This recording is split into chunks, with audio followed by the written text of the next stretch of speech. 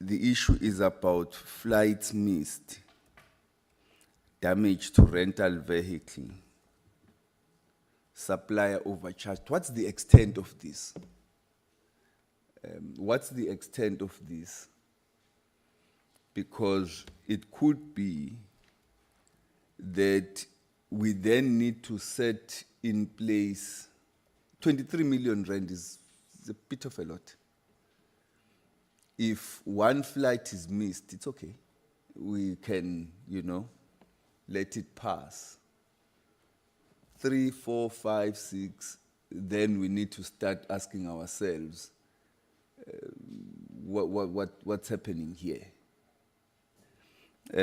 How many rental vehicles were damaged? Some of these things are of such a nature that inevitably we have to start demanding that those responsible be penalized somehow. So that's the question, Chair.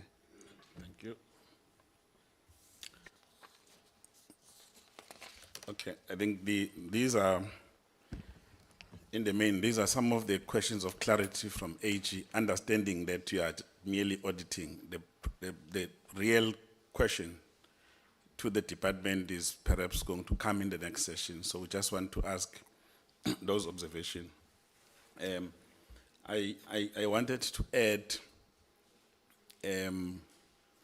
because one of the anomaly that we are seeing is that the portfolio committee plays an oversight role over the department and its entities. And a lot of information is established through parliamentary process. Yet in the audit process, the oversight only interact with you at this point, post the fact. Is there no thinking, not just with the DTIC, generally with government, to ensure that the quality of the audit is probably supported or backed by facts that are established during these processes? Notwithstanding the fact that even during our processes, the AG doesn't come or is not compelled to come, just to understand the dynamic relationship on how certain facts are established beyond just reading what is on the newspapers. I would like to check that fact from yourselves. And I think we will ask this question to the department with regard to the NRCS, because the figure might look small, but as Honorable Member Kikawa is stating, it looks like there's some activities that cannot be clarified. So would like to really pick up on that issue. And the last point on my side, the question has been asked by Honorable Member Chance with regard to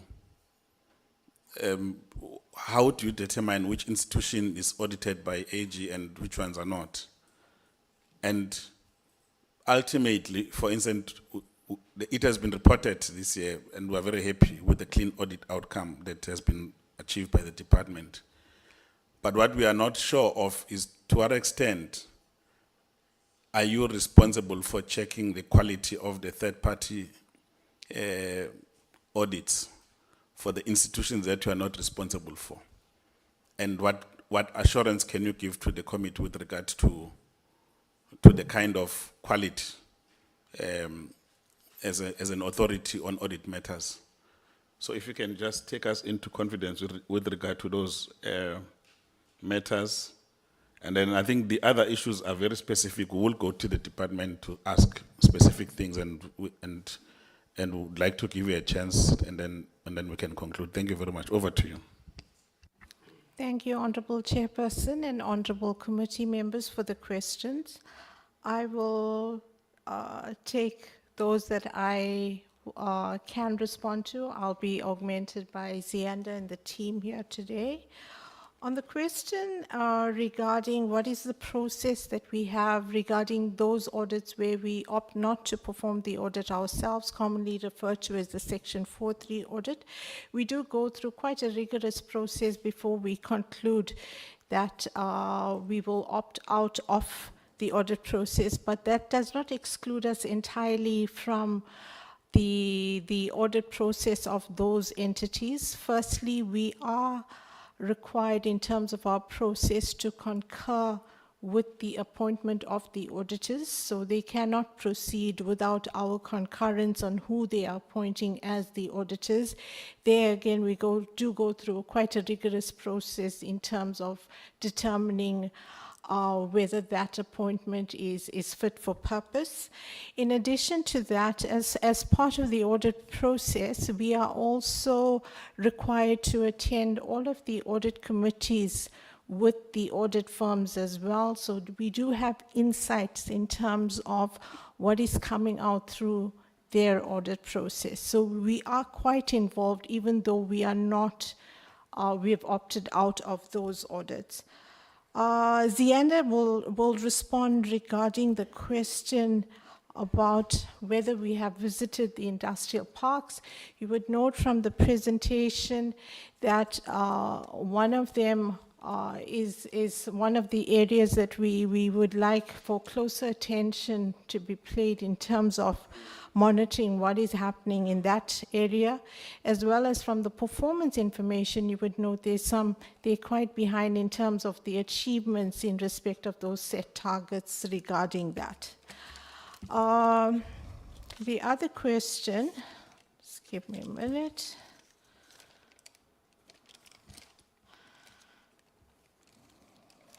Okay.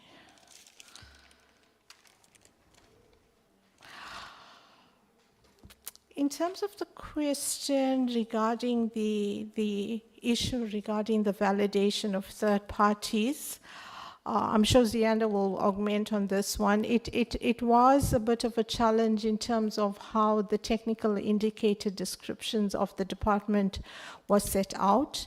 In terms of our audit process, we need to ensure that whatever gets appointed or reported as an achievement is credible.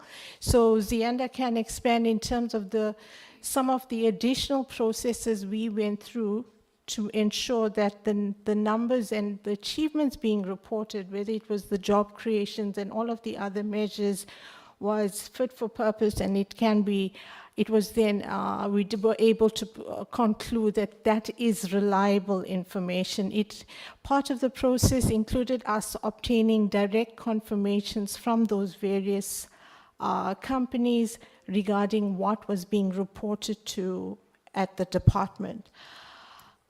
In terms of the value for money for the investments in the SEZs, our audit process, in terms of the normal audit process, we validate the numbers being reported on in terms of the financial statements.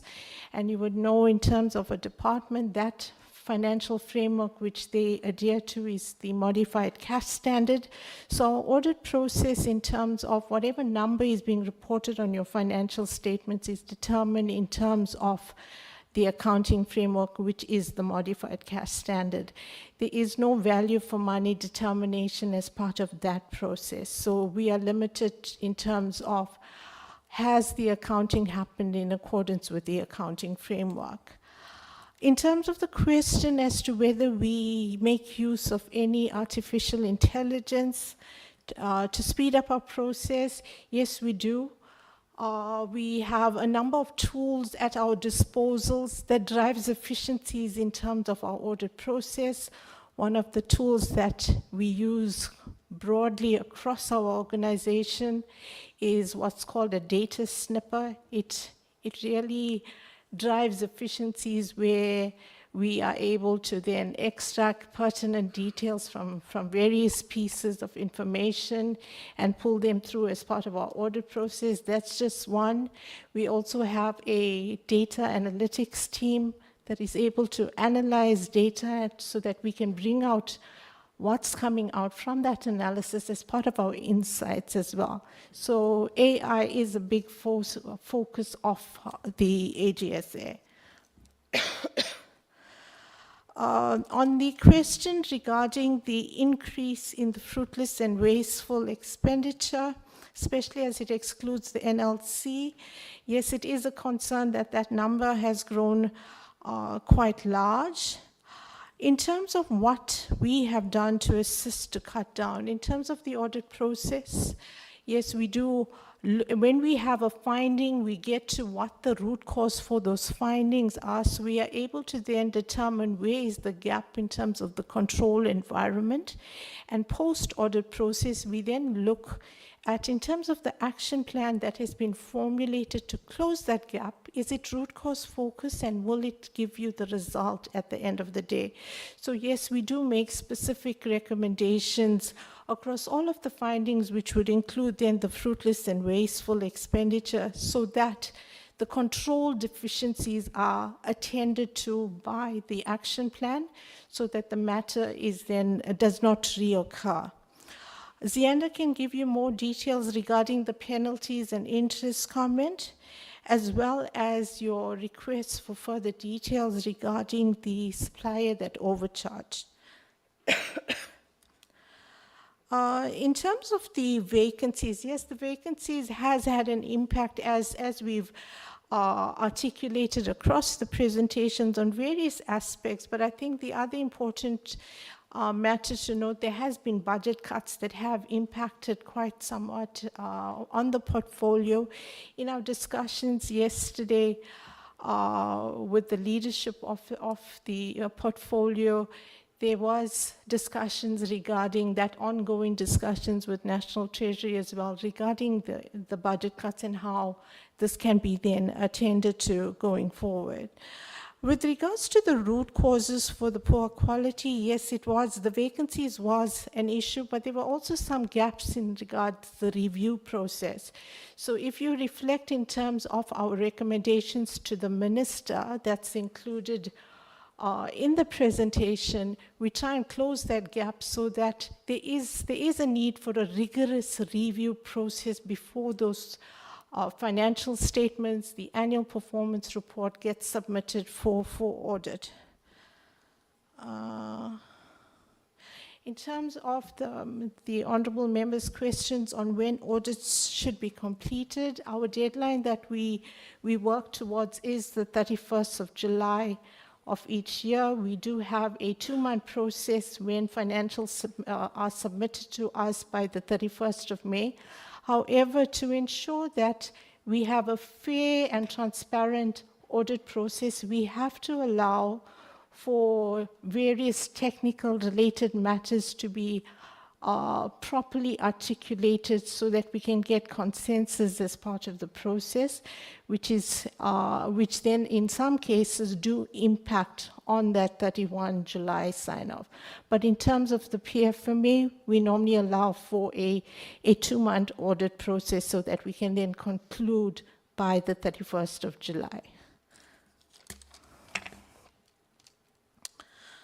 I think I've spoken with regards to the question on the regression in quality of audits, and the root causes would be, number one, the vacancies, as well as some deficiencies in terms of the review process. In terms of the comment regarding, is there a minimum standard that should be met in terms of the performance achievement?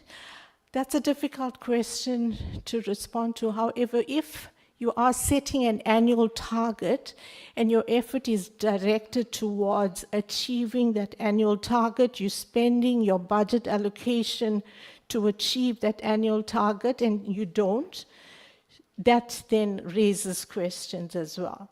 So if it's an annual target, you're aligning your process to get to that target. So the non-achievement of that becomes an issue. On one of the slides that we did skip along on the presentation, we do go into a bit more detail regarding the performance of some of the entities in the portfolio, as well as the impact of the non-achievement. So we do provide some of that detail regarding that.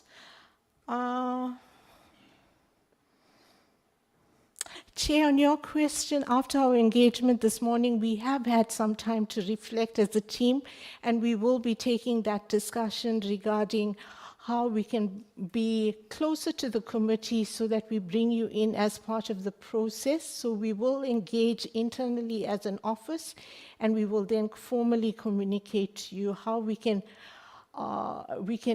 better bring you on board as part of our audit process. Chairperson, I've already responded regarding how we are involved in terms of the Section 4.3. There are a few questions that I would like for Zianda to give you a bit more details as to respond to the questions by the committee members. Okay, I'll give her the next 3 minutes to do so. Thank you. Thank you, Chair. I'll start with the questions from Member Chance with regards to the industrial parks. So this achievement that was reported for this 5-year period was in the previous audit cycle, so it did not then form part of the review in the current year. So in the current year, we would have performed visits on the work that is in progress for the current financial year that we're auditing, but this was then coming from the previous review cycle, so it was not then part of the scope for the current financial year, so we didn't then do those site inspections for the industrial parks. On the limited validation checks, I think it's a matter that we've engaged on with management, where we did align that we might need to have a workshop in this regard in terms of what is it that we expect to see in terms of the performance reporting framework when we are reporting this information, noting that they do get the information from the third parties. However, from our side, when we get the information from the third parties, we still need to ensure that that information is credible information. Yes, in the current financial year, we were able to then engage the third parties directly and in order to get comfort on the information that is then reported, but going forward, we will then look at a more efficient way that the department can collect this information so that it is readily available for audit purposes. On the questions from Member Mdluli in terms of the penalties, so these were penalties that were charged by SARS on the late payment of employees' tax. And we did note and highlight to the entity that it is a matter that needs to be looked into because they do continue to incur these penalties, and there are timelines that are set by SARS in terms of when payments should be made, and in order to then avoid those penalties, they then need to stick to those timelines that have been set by SARS to avoid these penalties. On the supplier overcharge, I will get details in terms of the name of the supplier, but it was an instance where it was noted that there was a cancellation in the contract. The contract was cancelled. However, after that contract was cancelled with the supplier, they did then come back to then claim some charges in terms of the work that they'd already done, even though it was considered not satisfactory. But we can provide more details to you in terms of the detailed information of that supplier and the extent then of the overcharge that was provided to that supplier. On the question by Member Webster on the financial statements, yes, we do provide recommendations to our auditees when we conclude the audit in terms of the internal control environment and how those internal control environment can then be improved. And one of the key recommendations is working with internal audit as part of closing the audit findings that have been identified, because internal audit is there throughout the year, while the external audit will come in towards the end of the year. So it's important that they work closely with internal audit and ensure that the internal control environment is improved. So we do provide those recommendations, and we do recommend that they use internal audit in tracking that those internal controls have been implemented to ensure that there are no repeat occurrences in future. I think you covered the rest, Kumari, in terms of the questions. Thank you, Chair. Thank you very much to the AG and the team. We will release you. We're going to take a 15 minutes tea break and until 20 past so that we allow the team to set up DG Minister and Deputy Ministers. Just a quick short tea break. Thank you.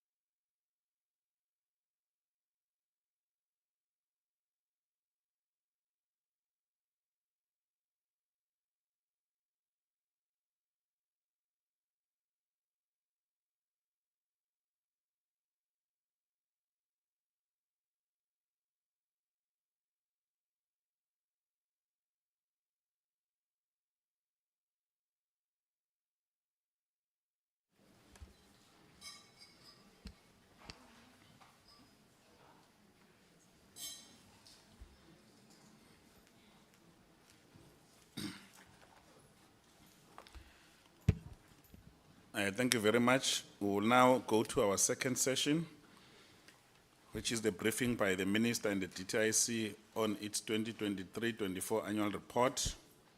And the purpose of the briefing from the DTIC is to engage on the financial and non-financial performance for 2023-24 financial year.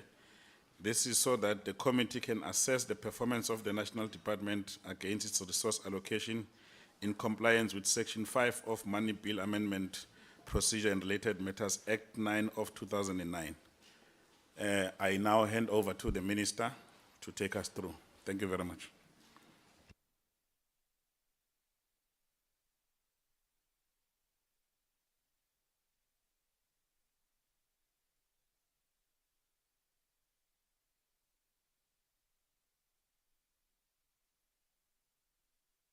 So that is waiting.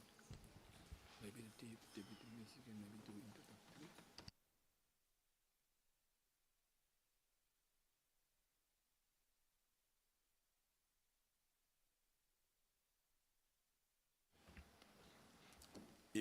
If the team can technically check quickly.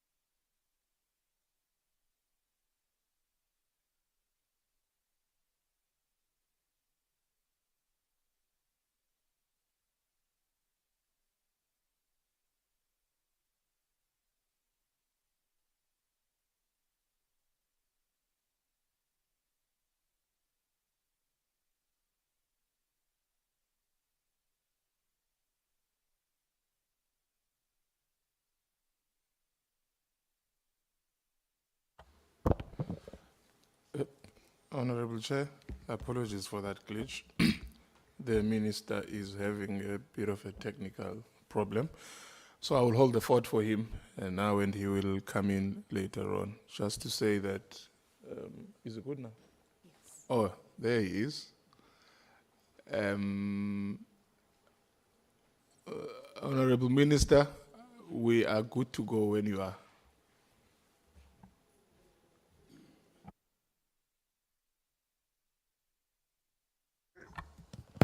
Good morning. Can I suggest, Honorable Chair, that because the deputy ministers are on site, they could lead in the presentation together with the department to have two presentations ready in line with the agenda, so we can do the presentation guided by yourself. Oh, sorry. We can do it at the same time, or we could stagger them. It will be guided by yourself. As you indicated, the first presentation is closely linked to the presentation of the HE. And thanks for the indulgence for allowing me to join online. Thanks.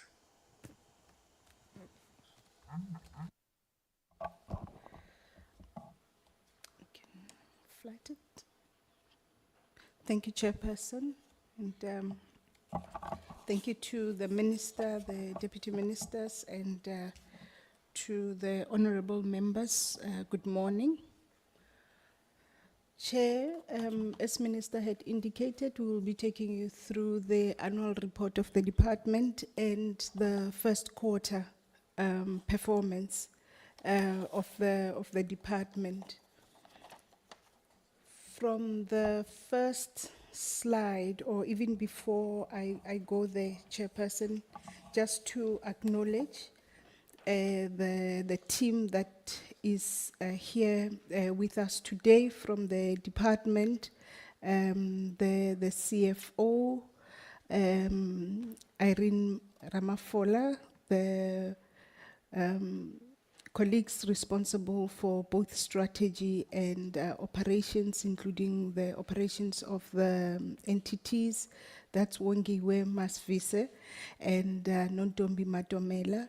And then the acting DDG in incentives, Susan Mangole. And then we've got the various heads of our entities, the whole 17 of them. I won't go through all their names, but they are all here today as part of the delegation of the extended DTIC family. Chairperson, on the first slide, we just indicate to you the targets that we were able to achieve, those that we were not able to achieve in the financial year. We achieved 84%.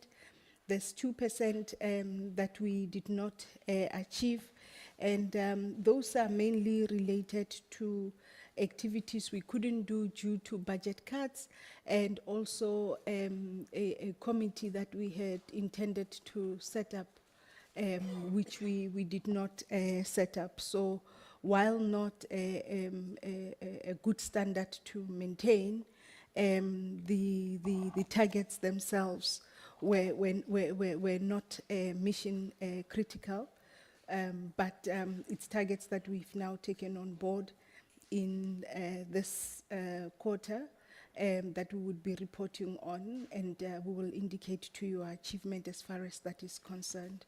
Chair, we also indicate on my right the 95.5% spend of our budget, and we indicate to you the spread of that budget. Again, just highlighting the fact that a large chunk of the department's budget goes to support enterprises directly, and the split of that is by and large the special economic zones and the support that goes to the manufacturing sector.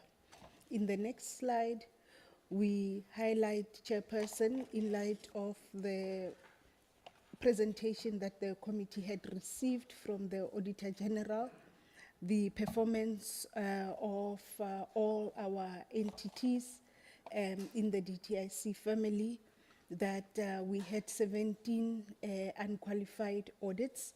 The slide that follows, we then go into the key achievements of the department. We will come back to the audit outcomes after we deal with the key achievements. And here, Chairperson, the members would have received the presentation. The key achievements really relate to some of the progress we've made in investment attraction. There we indicate the 209 billion investment secured through the South African Investment Conference in 2023. Members would recall that we had a target from the president, and here we just highlighting what we have achieved. And members would recall that we had indicated that we had already achieved that target. And I know the next question would be that our gross capital fixed formation is still less than where it ought to be to jumpstart the economy. And that is the subject of this year's APP as we move forward. We also indicate on the trade front, Chairperson, some of the work that we have done to try and level the playing field for South African manufacturers, and in some instances to secure for them some advantages in order to take up opportunities arising in various markets. We highlight the work that we have done on the AFCFTA, which we believe is going to be an important part of South Africa's growth strategy going forward.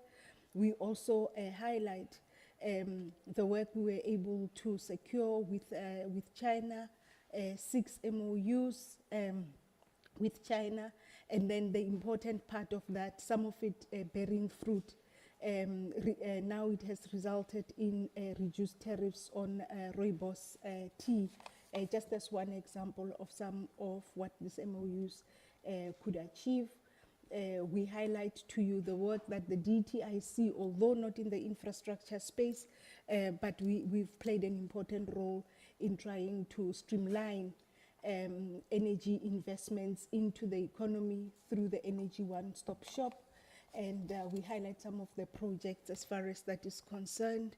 And then on my right, it will be the work that we've done on the industry side, sector-specific interventions, on the global business services and localization initiatives that we have been a part of. And these initiatives literally mean that we are keeping production in South Africa and are fighting that South Africa is not reduced to an exporter of minerals and a consumer of manufactured goods that it doesn't produce.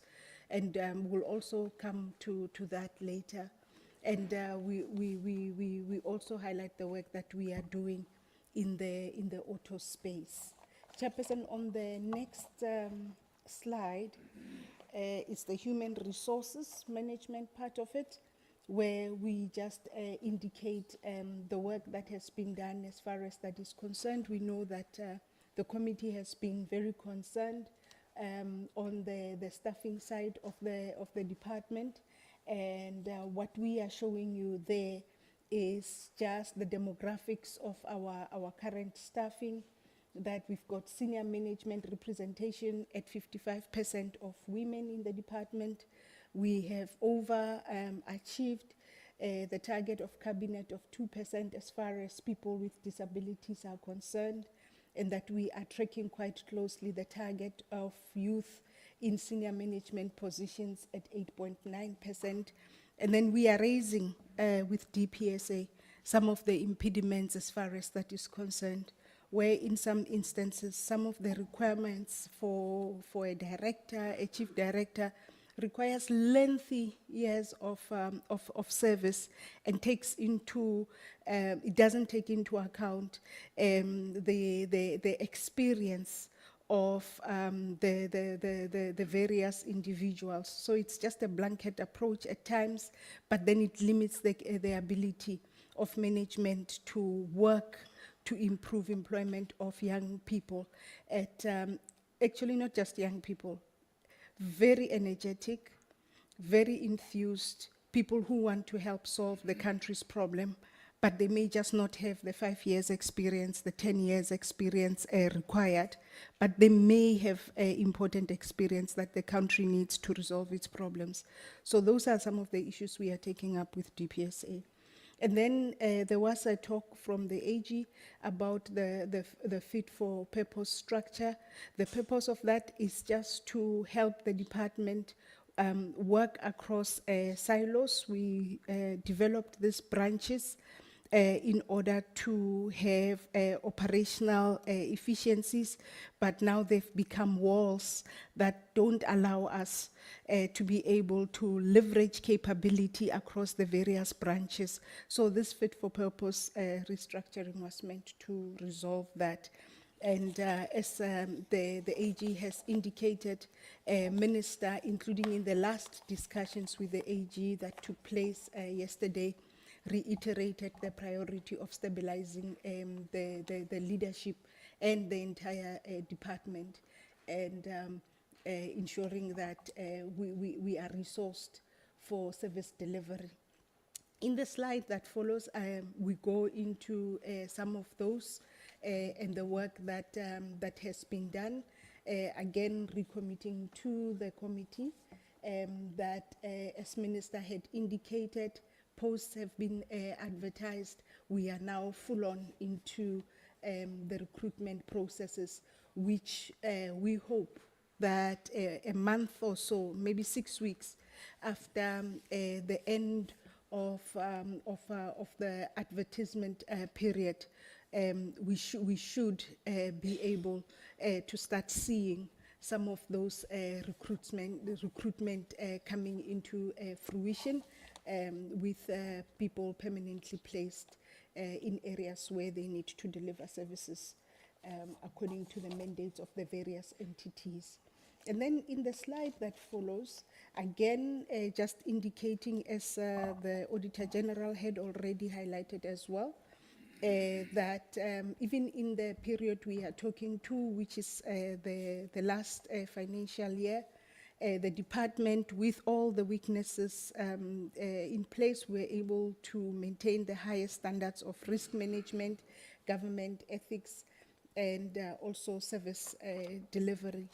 Then on the slide that follows, it takes me back to those audit outcomes that we had spoken to. What we try to show is how the entities have been performing over a 2-year period. In green, Chairperson, are all the, what we will be calling clean audits. And then in amber, qualified with findings, and then in purple, qualified. And as you can see there, we currently do not have any ones that have been qualified, with the exception of, we actually don't have in this financial year. We had a progression from 1 qualified of the NLC. We do await 2 audit reports for ECIC and the NLC. Then the AG also took you through some of the performance of the various entities. I won't go through it in a level of detail. Suffice to indicate that by and large, the entities had performed over 69% in terms of the target that had been set out for them. And in this year going forward, there will be, for all these entities, a shareholder compact that, out of these many priorities, sets out very key priorities, most of which will be aligned to the original mandate of these entities, which the shareholder will be looking quite closely at. As Member Gigaba had asked, what is now our threshold of what success looks like? We are beginning to deal with that, with the shareholder compacts, and that will arise from the discussions that have been had with the various entities.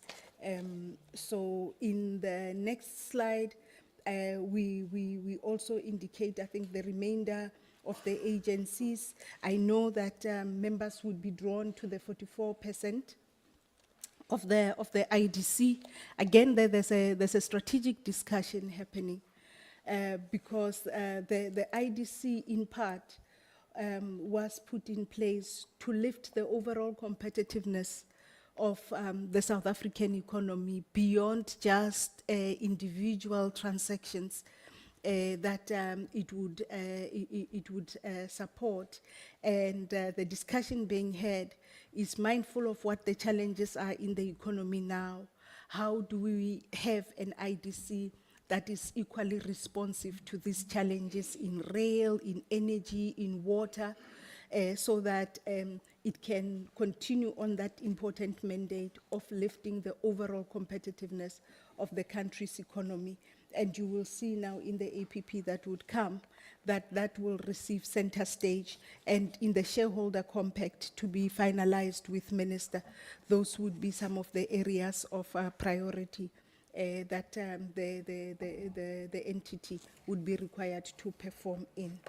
Chair, we are also presenting to the committee the Q1, and in Q1, 58% of achievement by the department.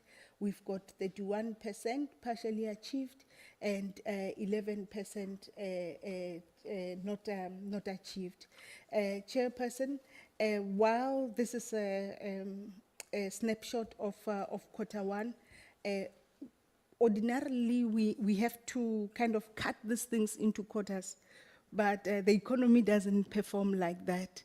So quarter one is normally a very dicey quarter, but as we get into quarter two, quarter three, we start to see a stabilization of performance. We are monitoring this quite closely to ensure that all our committed outputs are reached by the end of the year. And then I think in the slides that follows, we just give the committee a sense of some of the big investments that we have been able to support. And you will see there that we try to also indicate the areas in which those investments are, so that this doesn't become a high-level talk that is not anchored on economic development in various localities where we know this economic development is required. We set those out there. In the slide that follows, we then talk about the unblockings that we are doing, a very important work of making sure that we lend investment as quickly as possible, and that we do not, through our regulatory requirements, delay unnecessarily investments. So we indicate in which areas those were done. There was investor facilitation, and you can see that the bulk of our work now on investor facilitation is with visas. And that is why we are working very closely with the Department of Home Affairs to make sure that we resolve that. For various countries, for India, China, Romania, Oman, Japan, and a number of African countries. On the slide that follows, we just deal with the incentives, and indicating to the committee that 1.4 billion has already been dispersed, and this has been dispersed in support of projects including in the Ilembe district, in Ngungundlovu district, in Mopani, in Vembe, in Kangala, in Mpumalanga, and also in the Northwest province. We showcase some of the investment areas in global business services in particular. Members would recall that this is one sector where 80% of those that are employed here are youth. And this is not just call centers per se. Some of these are high-skilled areas, including in IT, and in various other customer support services, an area where we will be placing a lot of emphasis and aggressive outreach towards markets such as the UK and the US, in order that we can provide what we call back office support out of South Africa. Then on the manufacturing side, Chair, our annual target is 900 billion. As at the end of the first quarter, 254 billion manufactured exports to the world. Of those, 62.8 billion from our export councils. For the rest of the African continent, our target was 400 billion, and that target is for the year. We are currently sitting at 111 billion that has been achieved. So you can see we are hovering just over 25% of our annual achievement. Then in the next slide, we deal with mergers and acquisitions. And here we have an annual target of 50 mergers and acquisitions where public interest would be considered. We are sitting currently at 10 that has been achieved. And then our target for the quarter was 6. So a little bit above target, but still some way to go. for the remainder of the year. I think similarly to a percentage of measures with interventions to advance public interest, the annual target there is 15%. We're sitting at 12%. And additional workers with shares, the annual target is 15,000. We've just clocked 3,064. Similarly with the equity equivalent program, where we have achieved 1.3 billion. And just to indicate that while we set targets for these are really demand driven. Because we can't force measures in the economy, but we can force the architecture of those measures that are then reported through the Competition Commission and the settlements that come after that. Then on market concentration, Chairperson, I think we are just highlighting the work that we've done on some of the market inquiries and price monitoring action. On the social employment fund, here I think our target is about 50,000. We have overachieved that target, and that target is an annual target because once these people are in place, ordinarily it does take around a year for some of them to be in, and even when there is a rotation, we won't be able to go above that target. So it's a target that reflects the intake in the main. In the slide that follows, measures to reduce red tape, again an important work of the Competition Commission, which is to allow companies where it makes sense to collaborate without necessarily getting involved in anti-competitive behavior. That is the block exemption that was provided for SMMEs.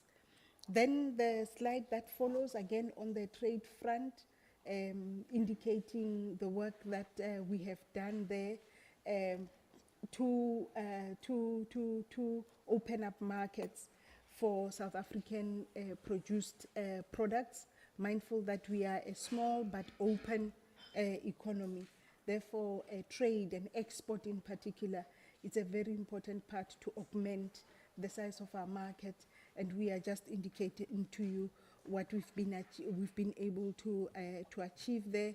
I think notably on AGOA that we've concluded a midterm review resulting in an agreement by the Africa Group that will be advanced in the AGOA forum, and you would know that there is a form of an agreement that is emerging about the tenure of AGOA, and we are hoping that there will be a renewal no less than 10 years, but it is a unilateral action by the US, and we're just hoping that with all the changes, at least that part of the agreement will hold. Then on master plans, Chairperson, medical devices approved and launched, and then we also are indicating that through the other master plans, there's been a creation of 562,000 jobs and additional non-master plan jobs, but areas where the DTIC has been involved in 346 additional jobs. And then on the green economy side, the work that we are doing to implement the EV white paper and green hydrogen commercialization strategy. We've already spoken to the financial performance of the department for the period in question, so Chairperson, we won't go there, but the CFO is here for any immediate and pointed questions on the financials. That, Chairperson, concludes our report for the year 2023-24, and also quarter one of 2024-25. Thank you. Any questions? Thank you very much. If there's anything from Minister and Deputy Ministers.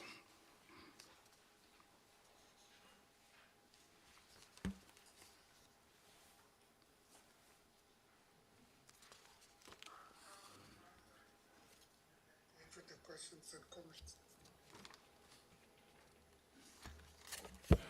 We are good, Chair. We will discuss when you ask questions.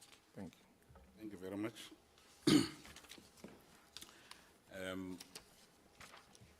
Thank you very much to the acting DG Minister and to Deputy Ministers for the presentation. So I will now open for discussion by members of the Portfolio Committee.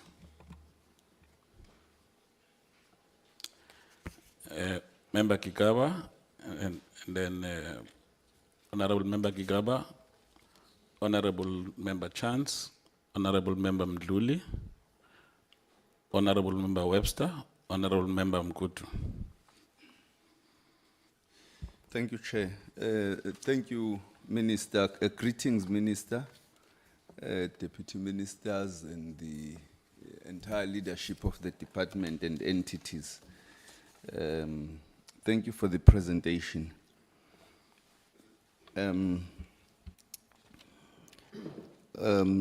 Just on my first question is,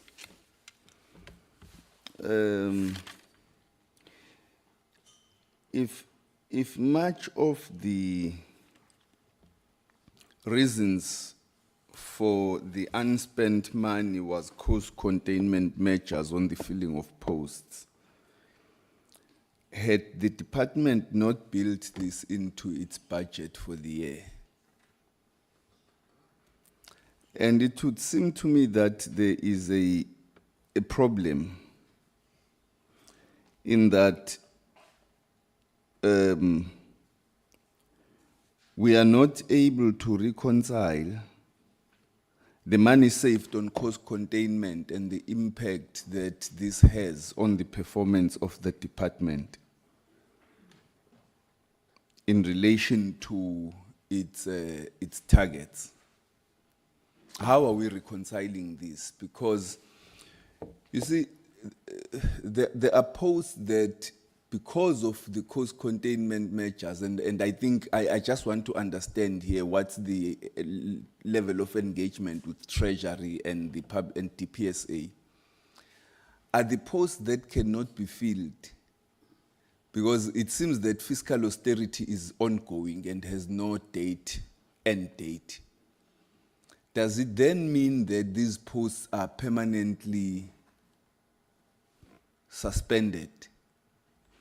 If not, what is the view with regard to when they will be filled, and what is the impact of that on the audit of the department? Because at some point the AG will say, if you've got vacant posts for this long that you are not filling, they then constitute a negative audit. But the department can turn around to say, it's not in our hands. But couldn't you then say, for now, we're taking these posts off the establishment of the department so that they don't constitute a negative audit? And therefore, the money that could have been earmarked for this could be redirected. And what happens to the program? Because every DDG, for example, is responsible for a program or programs. What happens to the programs which are thus affected? The second question is, with regard to transformation,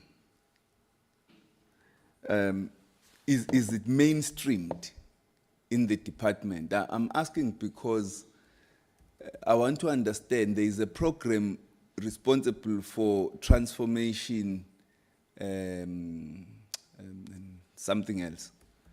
Now, in terms of the mainstreaming of transformation in the department, I'm not just talking now in regard to recruitment and staffing. I'm talking to economic impact. Are we able, as the department, to account for how we have mainstreamed transformation? Often the problem is transformation is made a separate program and everybody thinks that therefore it's not my problem. It's the problem of that program. As for me, I've got to do stuff as usual, which reinforces the status quo. But how do we ensure that transformation is mainstreamed into the rest of the department so that even if there is a program and a division responsible for it, we all are still responsible, have measurable targets, and are able to account for how we meet those targets? The third question is, which division is responsible for the oversight management of the department's entities? And what does it do? In terms of boards inductions, AGMs where necessary, rotation, mandates, oversight. One of the things that acting DG spoke about is that the threshold for targets is 69%, and you said you are re-looking, you are reviewing that. Because 69% would seem low. Would seem like setting a 30% target to pass metric. It's quite low. And I think given the amount invested in these entities and the skills that are brought into the entities, we should set higher targets and demand more. And I think it's possible, because if you look at the report of the AG, it does indicate that entities, especially those audited by the AG, are reaching your 87% target, they are above 80%, but the threshold set for them is low. So I support the review, because by their own performance, they are proving that they are able to achieve more. So let's raise the threshold and make sure that they work towards a higher threshold.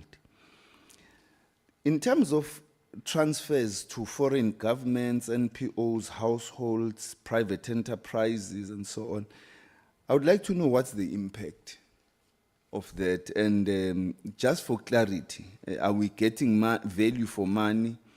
And how do we decide which governments and NPOs are these? Now, with regard to non-financial performance, where 42 and 47% was spent on women and youth-owned businesses, what did this amount to in rand value? And now, I had asked a question to the AG with regard to the audits that have been completed and those that were not completed. And the AG said they were supposed to be completed on the 31st of July, and the submission was supposed to be the 1st May to allow for a 2-month period. So the question is, what does the department do to ensure that the two entities, ECIC and NLC, that could not meet the deadline, have been able to meet, are able to meet their deadline, so that this is not a prolonged failure to submit audited financial statements? The 3 final questions, Chair, before you ask me, no, there are 2, or 3, yeah. One, with regard still to these audits that are not finalized, the statement says that it was because of the changes in the accounting standards for insurance contracts, etc., etc. The question is, just for clarity, did these apply, these changes only apply to the NLC and ECIC? Then, or the final question is with regard to AFCFTA. The between DTIC, DIRCO, Home Affairs, and others, is there engagement to ensure that there are good relations, economic diplomacy, and beyond economic diplomacy, between or among, between the various countries that constitute the AFCFTA? I'm asking because there is a lot of worrisome petty rivalry between South Africa and Nigeria, the two biggest economies on the sub-Saharan Africa, in sub-Saharan Africa.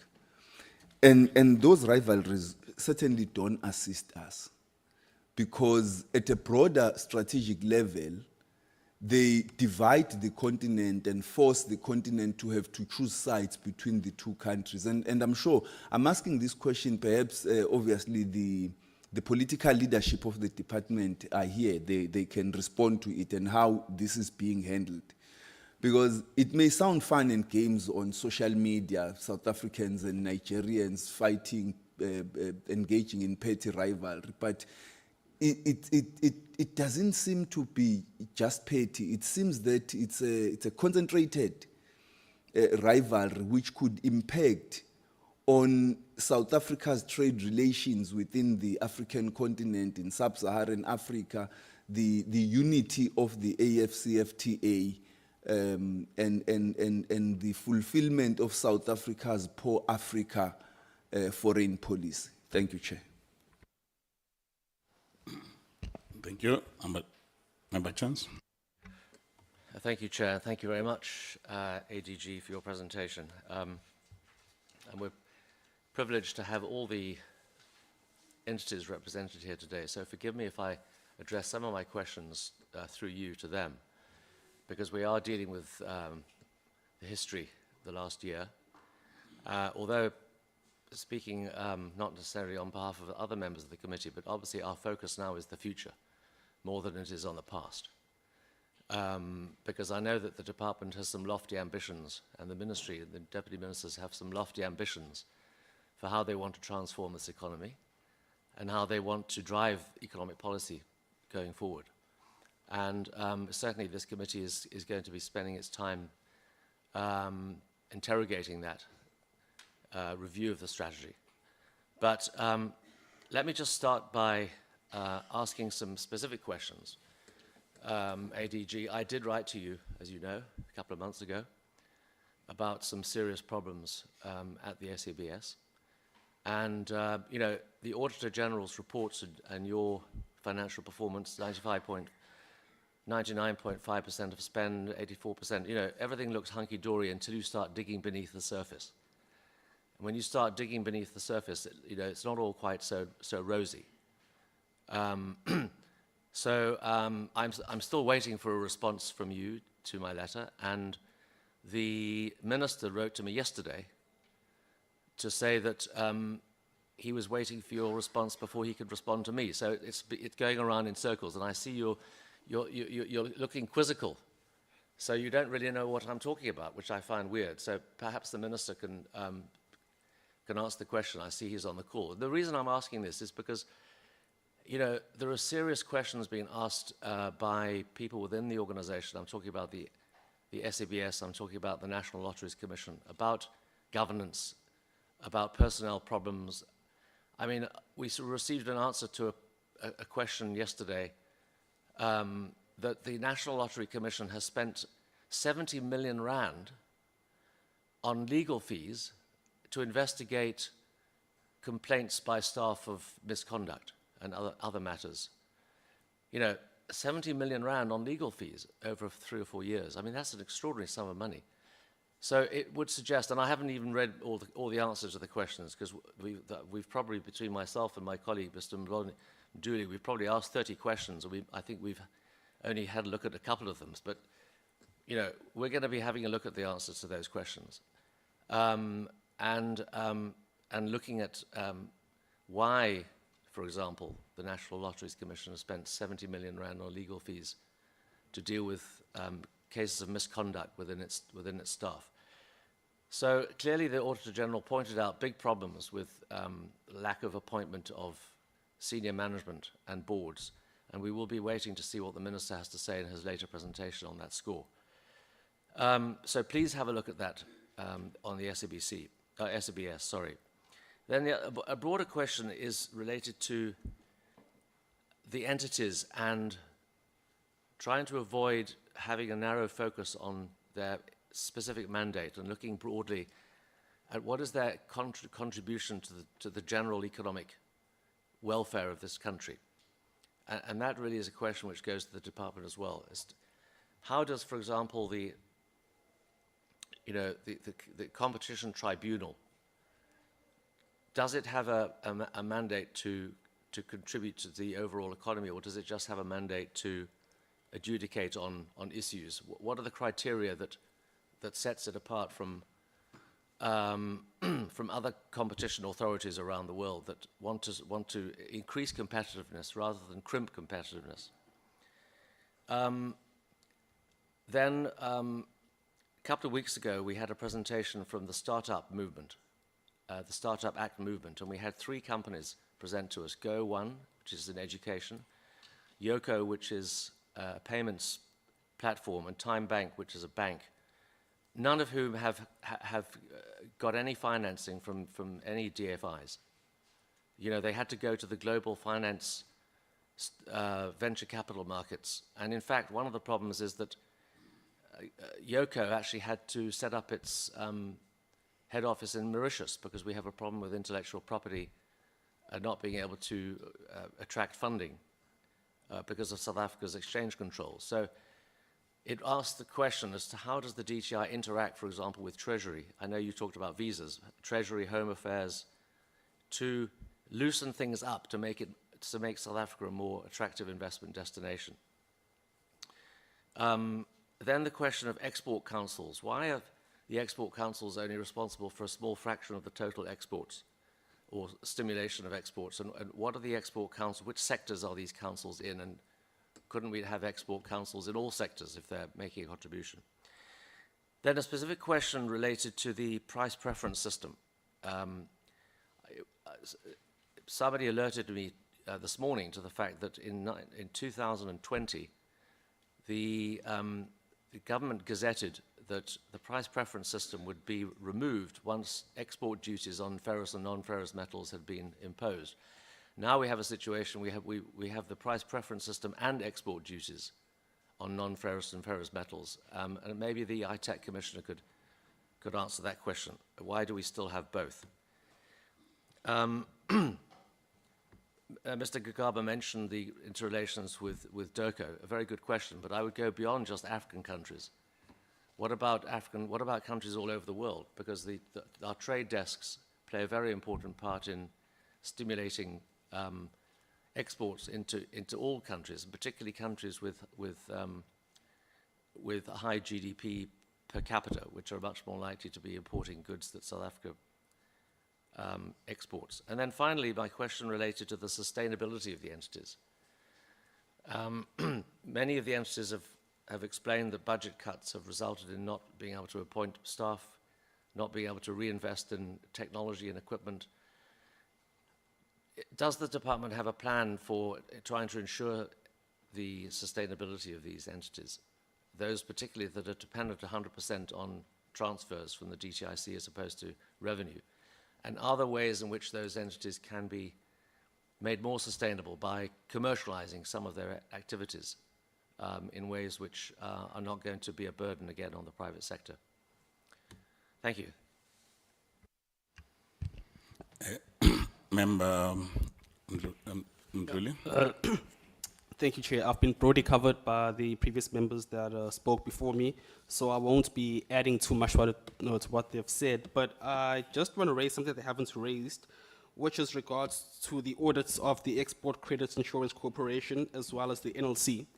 So I see here you also mentioned that they are not concluded yet for 2023-2024, while all other entities have been concluded. So I'd like to ask for a time frame because it's concerning that we do not have a time frame of when these audits will be concluded.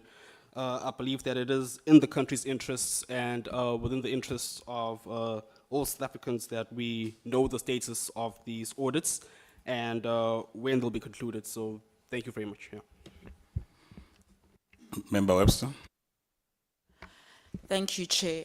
I firstly want to start by acknowledging some of the achievements, particularly because I have a personal interest in special economic zones and their performance and, you know, the potential they have in contributing to industrialization and the turnaround in our country. So, you know, we note the 21.5 billion investment into SEZs in the first quarter, which is, you know, higher than what the quarterly target is, as well as the 1.4 billion disbursed to incentive beneficiaries, which is in line with the annual target of 4 billion. So that's something I think that one should recognize in the first quarter. I then want to, perhaps it's a comment and a question about the planned targets for the financial year and the performance thus far in the first quarter, which, you know, is in some ways concerning, and what perhaps measures are in place to make sure that that's improved in order to make sure that we don't find ourselves a year on looking at the performance and finding that it has been inadequate. So if we could just get a response as to what does the department intend to do to make sure that we have an improvement on those planned targets. And then the next point I want to raise is about a consistency. If you look historically at the performance of some of the entities such as SABS and the National Lotteries Commission, there are consistent issues, and you can see how they actually affect the institutions broadly. So they affect the institutions in financial performance and non-financial performance. And I mean, some of it has had to do with issues of vacant posts that have been in existence for a long time. But there are entities that are showing a pattern of being problematic in many ways. So really the question is around what is being done in monitoring. What are the monitoring mechanisms that are in place when it comes to those entities? And I'll particularly make reference to SABS and NLC. I mean, as we sit now, we do not have the audit report for the NLC. And, you know, as Member Mhluli has said, those are things where you'd want to have an indication not only of when that can be expected, but also some of the specific reasons as to why that's the case. Some of these issues have had to do with governance, and I know that the Minister will be presenting on the status of some of the vacant positions and some of the board positions, I hope as well. But, you know, when you listen to, particularly, I want to make reference to the SABS as an example. When you listen to the SABS not having been able to appoint a CEO for a prolonged period of time, it then comes back to, and some of the questions we raised in the last committee meeting that we had with some of the NLC board were present, which were around some of the governance issues even in the NLC. It then brings the question about in terms of what is the diligence process that is being undertaken in the appointment of boards across the entities. Because when you have boards that are not performing, a board that is unable to appoint a CEO over a prolonged period of time, you then go back to what, you know, what is the process, and what is the due diligence process that was taken in appointing this board. So that's something I think that we as a committee are interested in across the board in terms of those boards in the entities that sit in the DTI. And speaking of, you know, some of the entities, the SABS, another is the NLC, which had a qualified audit in the previous financial year. We, in this committee, heard of how there was an investment in a grant management system, and then there was movement to another grant management system, wasteful expenditure of about 250 million. Those are governance issues, which then bring into question, back to my question of what is being done to monitor red flag institutions like the SABS and the NLC, particularly as it pertains to governance, and then secondly, what due diligence is being taken in the appointment of boards. Thanks. Honorable Member Mkutu. Thank you very much, Chair. I won't belabor the points that would have been raised by my colleagues, and I think consistent with the comment that would have been made by Member Chance that we are more interested in the future plans, and that is where we will judge the kind of narrative that would have been articulated by some of the deputy ministers in relation to their commitment of transforming the economy of our country to ensure that it's more inclusive, it represents the demographics of our country. And I think that the devil will be in that detail in relation to the coming APP. That is where we would engage. But just one issue of lament, maybe as a point to be underscored, is the underperformance of the ITC. I think if we are not clear about the strategic role that the ITC needs to play in stimulating growth in our economy, then we are missing the goalpost.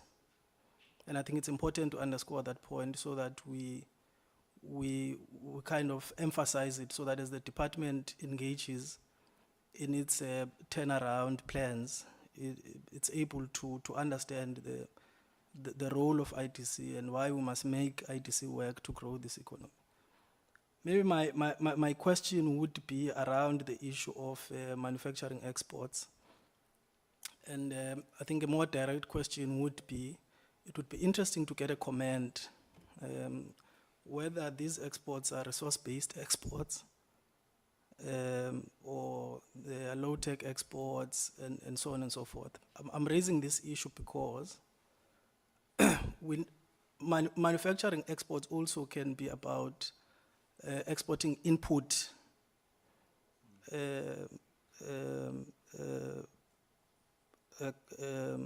materials into the overall general process.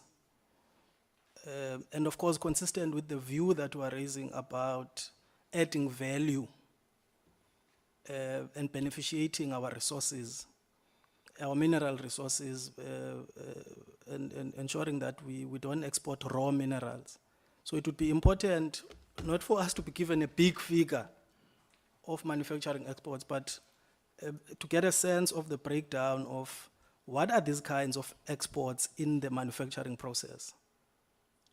And I think that is going to be important also for us to get a sense of, are we able to really confidently say that we, post-1994, we have lifted our economy, we've diversified our economy, and we've lifted our economy to high impact, high technological aspects where we're able to produce and manufacture for export, not this export extraction that we assist with post-1994. And I think that breakdown for me is going to give us a good sense, so that flowing into the debate around some of the pronunciations by deputy ministers, we can be able to judge them on some of that detail. Thank you very much.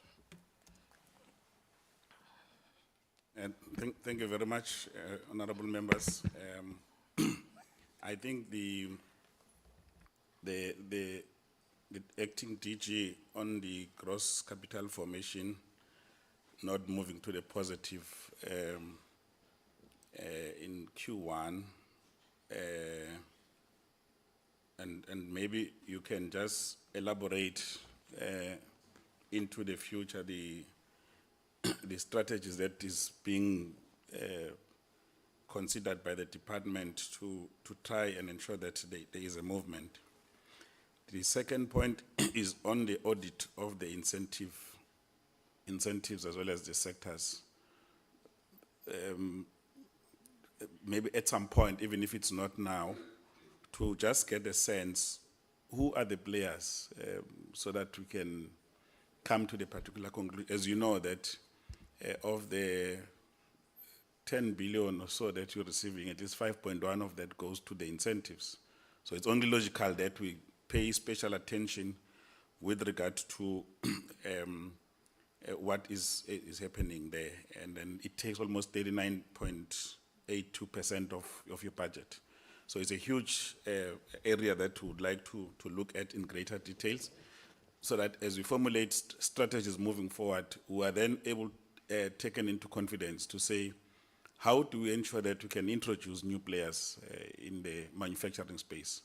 Because as things stand, it would appear that there is over-concentration on the auto sector, right or wrong, because we don't have the data now, to the exclusion of all other critical areas that we're supposed to be looking at in the main.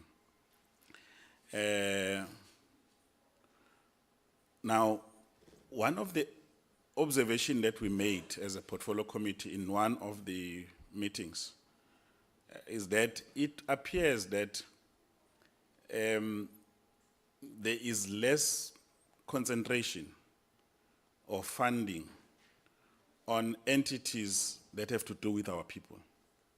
The National Credit Commission, NCR, and those kind of entities, they are less funded. In fact, one of the, I think the CEO is here. One of the examples that was made was that is almost, the budget they have is like almost a rent per person.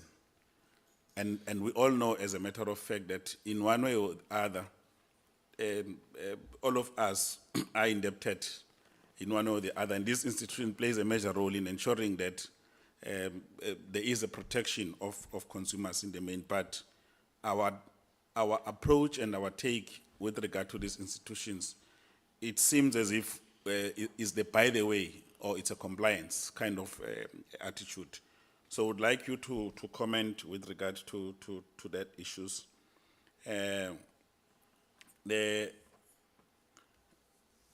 Then on the audits, I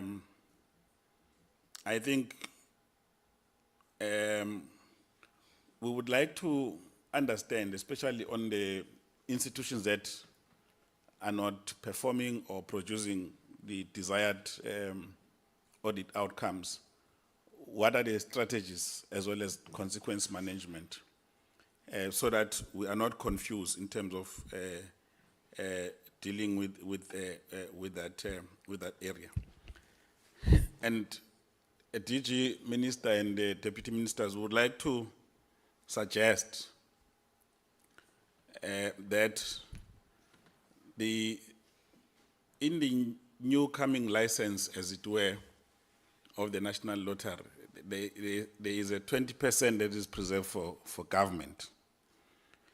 And would like to suggest that amongst other things that you may consider is the recapitalization of the NEF through that mechanism. I know that in the previous license, NEF was shareholder given a very small percentage, as well as the post office and so on and so on. That's a first proposal. The second proposal is that we also consider funding the mechanism in which we can see how we can almost ring fence and fund some of these institutions that have to do with our people in the DTIC in the main, so that there is a greater impact with regard to those areas. Now, I think a question has been asked. We need to agree that maybe the starting point in the past, in terms of the audit performance, you were setting a target of 69%. But there are institutions here that are 44% and below that. So we would like to hear you, Acting DG and the Minister. What do you think should happen? Especially on those institutions that are not performing according to what we're dealing with. Now, so there is an issue that you are raising in the presentation about market concentration and the complaint of how they're not getting enough people and so on. And would like to put it as a committee that you, through Competition Commission, you might need to consider this thing of the budget airlines. You know, to go to Durban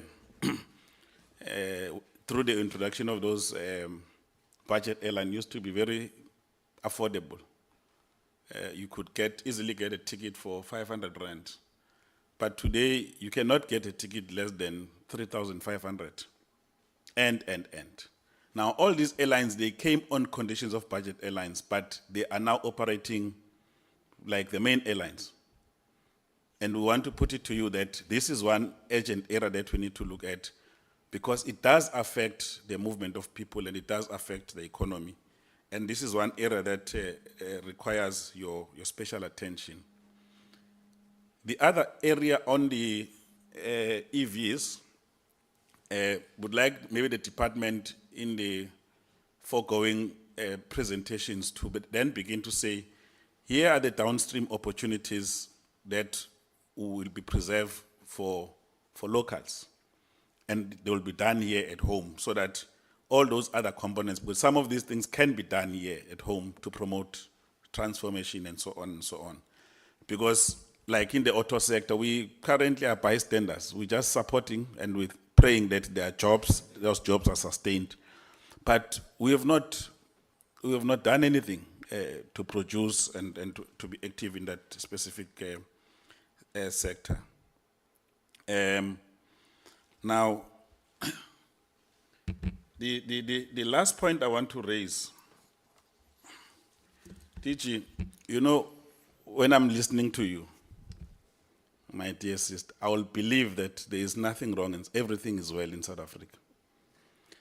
Just one item on jobs. In case you are not aware, in Q1, in your presentation, you have in excess of 625,512 jobs that were created in this quarter. And I know you probably find a way of explaining, no this, no that, just the numbers that you've given us for the quarter. So I want to say to the department and entities and everybody, as you report these numbers, Q1 unemployment was sitting at 32.9%. And Q2, because we've moved, is sitting at 33.5%. So meaning, I can tell you for free that if these numbers were real in this specific quarter, probably DM Godlimbi, you can give us the stats, we probably would have shrunk unemployment by 2 or 3% if these figures were real. Now, what is the point I'm trying to make here? And we can count these numbers. I can take you through. I was just going through these numbers. The point I'm trying to make here is that let's be realistic about what we're reporting. And if for a quarter we don't have numbers that are real, where we can ask the AG, can you go there? Can you go to Chung Fung and check? It's one of the companies.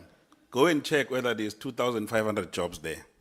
And ask them, when did you start? They must tell you that you started on this day of this year.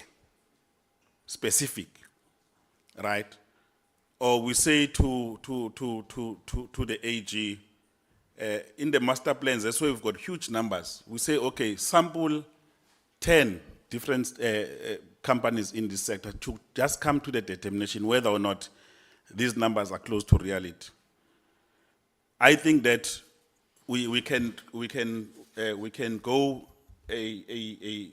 somewhere just on this aspect of jobs, and we can go on infrastructure and investment and all the other things. But I'm saying, just these numbers, let's be conscious of not saying numbers that are not, South Africans are not seeing these kind of jobs. These jobs are not there. And I'm not by any means acting DG or minister or DM blaming you. I'm saying this information that is before us here is very far from the truth. Now, the last 2 points I want to raise On the IDC, when they appeared before the portfolio committee, we were very clear that the IDC has veered off. They are doing something that they were not created to do. We asked them that in the foreseeable future, can the IDC, as we know, and we gave a lot of examples, and I'm sure the CEO is here, gave a lot of examples in that hearing, and Mayor, you were there. We told them that during that period of the IDC, we saw a number of institutions, and we stated those institutions, including SASOL, ISCO, we mentioned all of them. And those institutions were not just meant to create jobs for the workers there, but they were enabling institutions that made sure that there is a movement of goods, the economy is being supported, and. But this time around, the IDC is almost taking a short left to do things that could easily be done by CIFA, by NEF, by PIC, and all other government funding institutions, instead of doing their main issue.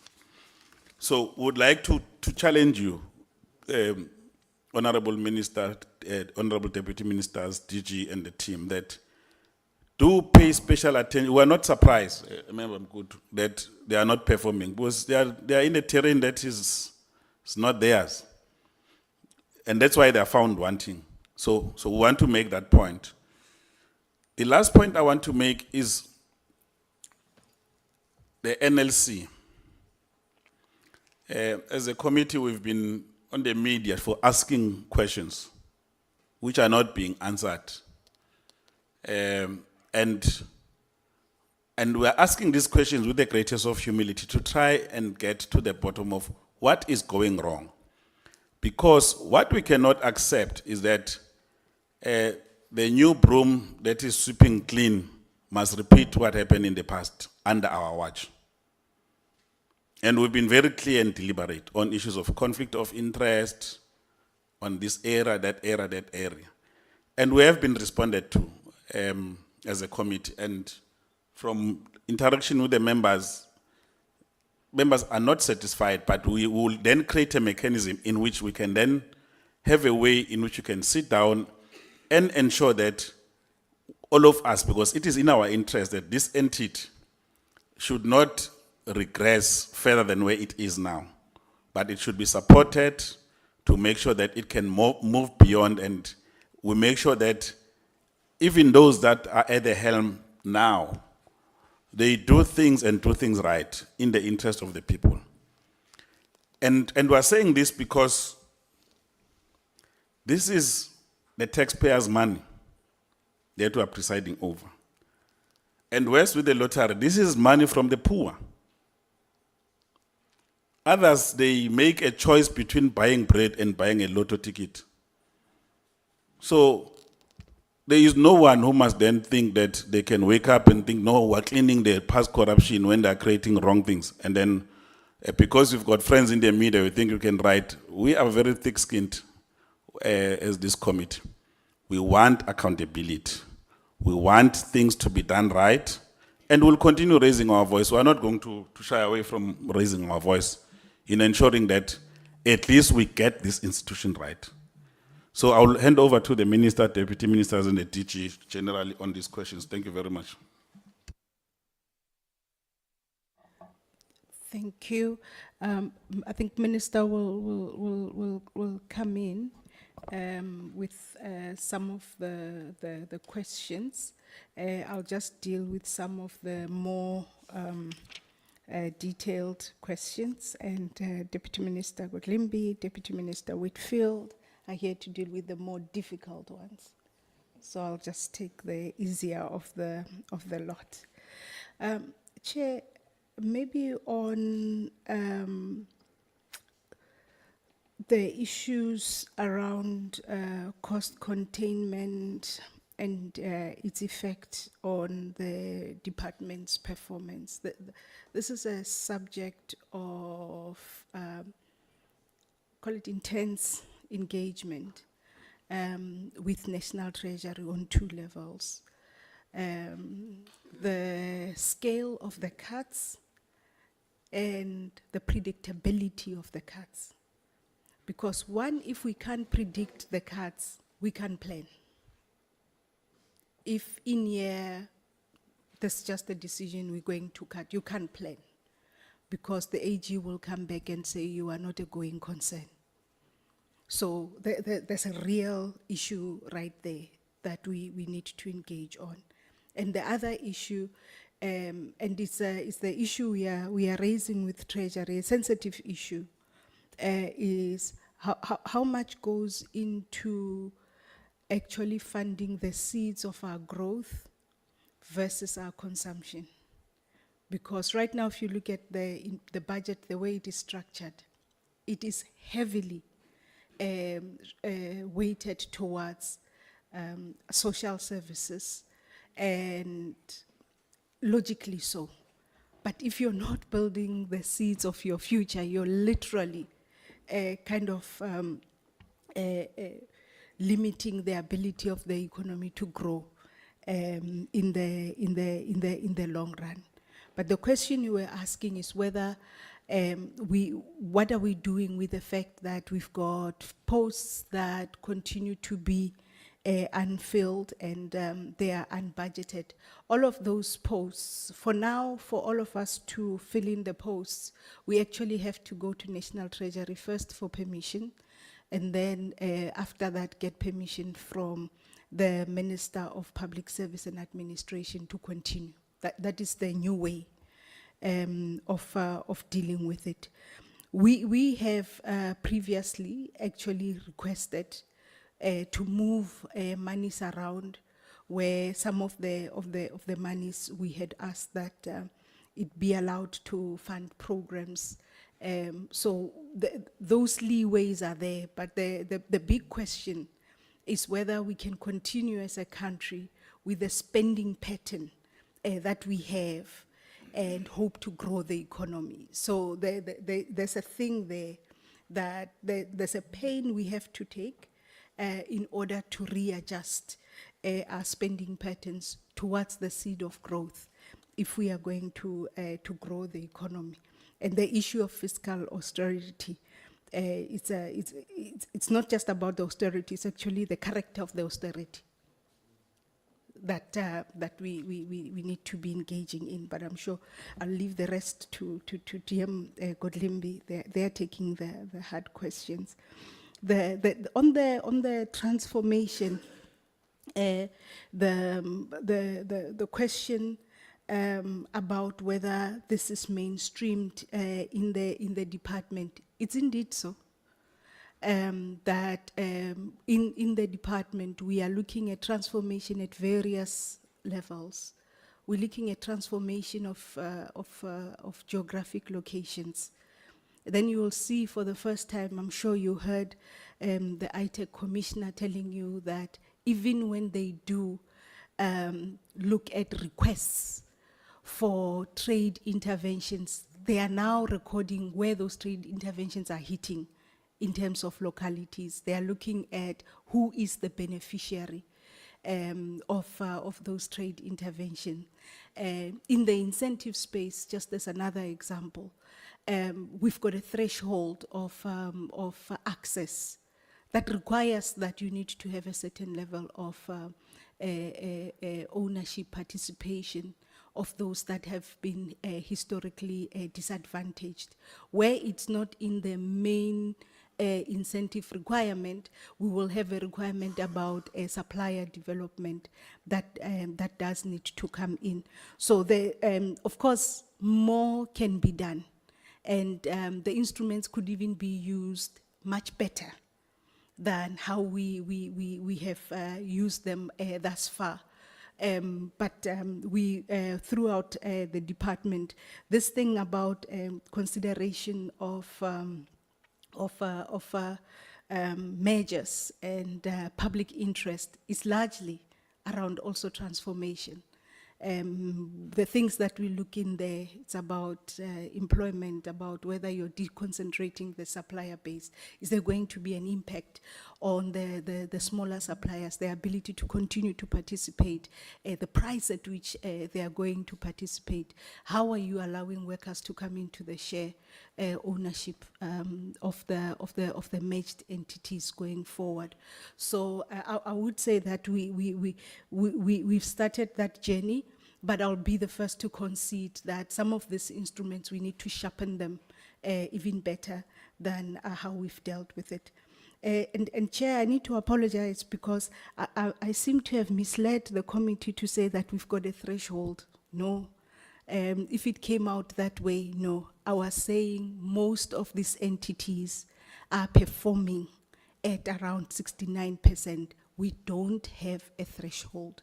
And the question that the committee has raised to us is a question we are taking back on whether we shouldn't, one, have that threshold, and a threshold around which KPIs, because not all KPIs have the same weight, which are the non-negotiables that we would need to take into account. Hence, I was talking about the shareholder compact, that some of those specifically aligned to the founding legislation will have to be a big part of the shareholder compact, and the consequence management that then the chair raises also then comes in when the shareholder compact has been violated, for lack of a better word.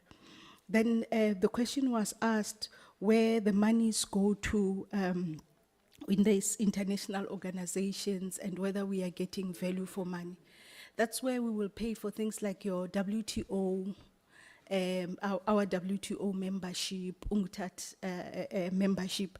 And those memberships are very important. I mean, the WTO, I'm sure I don't have to explain its importance. And now that we are under austerity, we are also reviewing very carefully what our participation looks like in those entities. Because there was a time in government where everybody thought South Africa could be everywhere. But those influence institutions are not to be neglected, because in most of them, South Africa actually does carry the voice of the developing world. And that voice has a lot of capital that it builds for the country.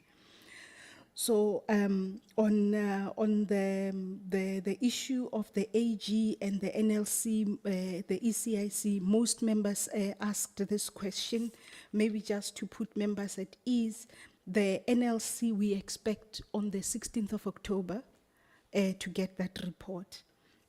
And then on the ECIC, we understand that what we are waiting for is final sign-off of the report. So the reports are there.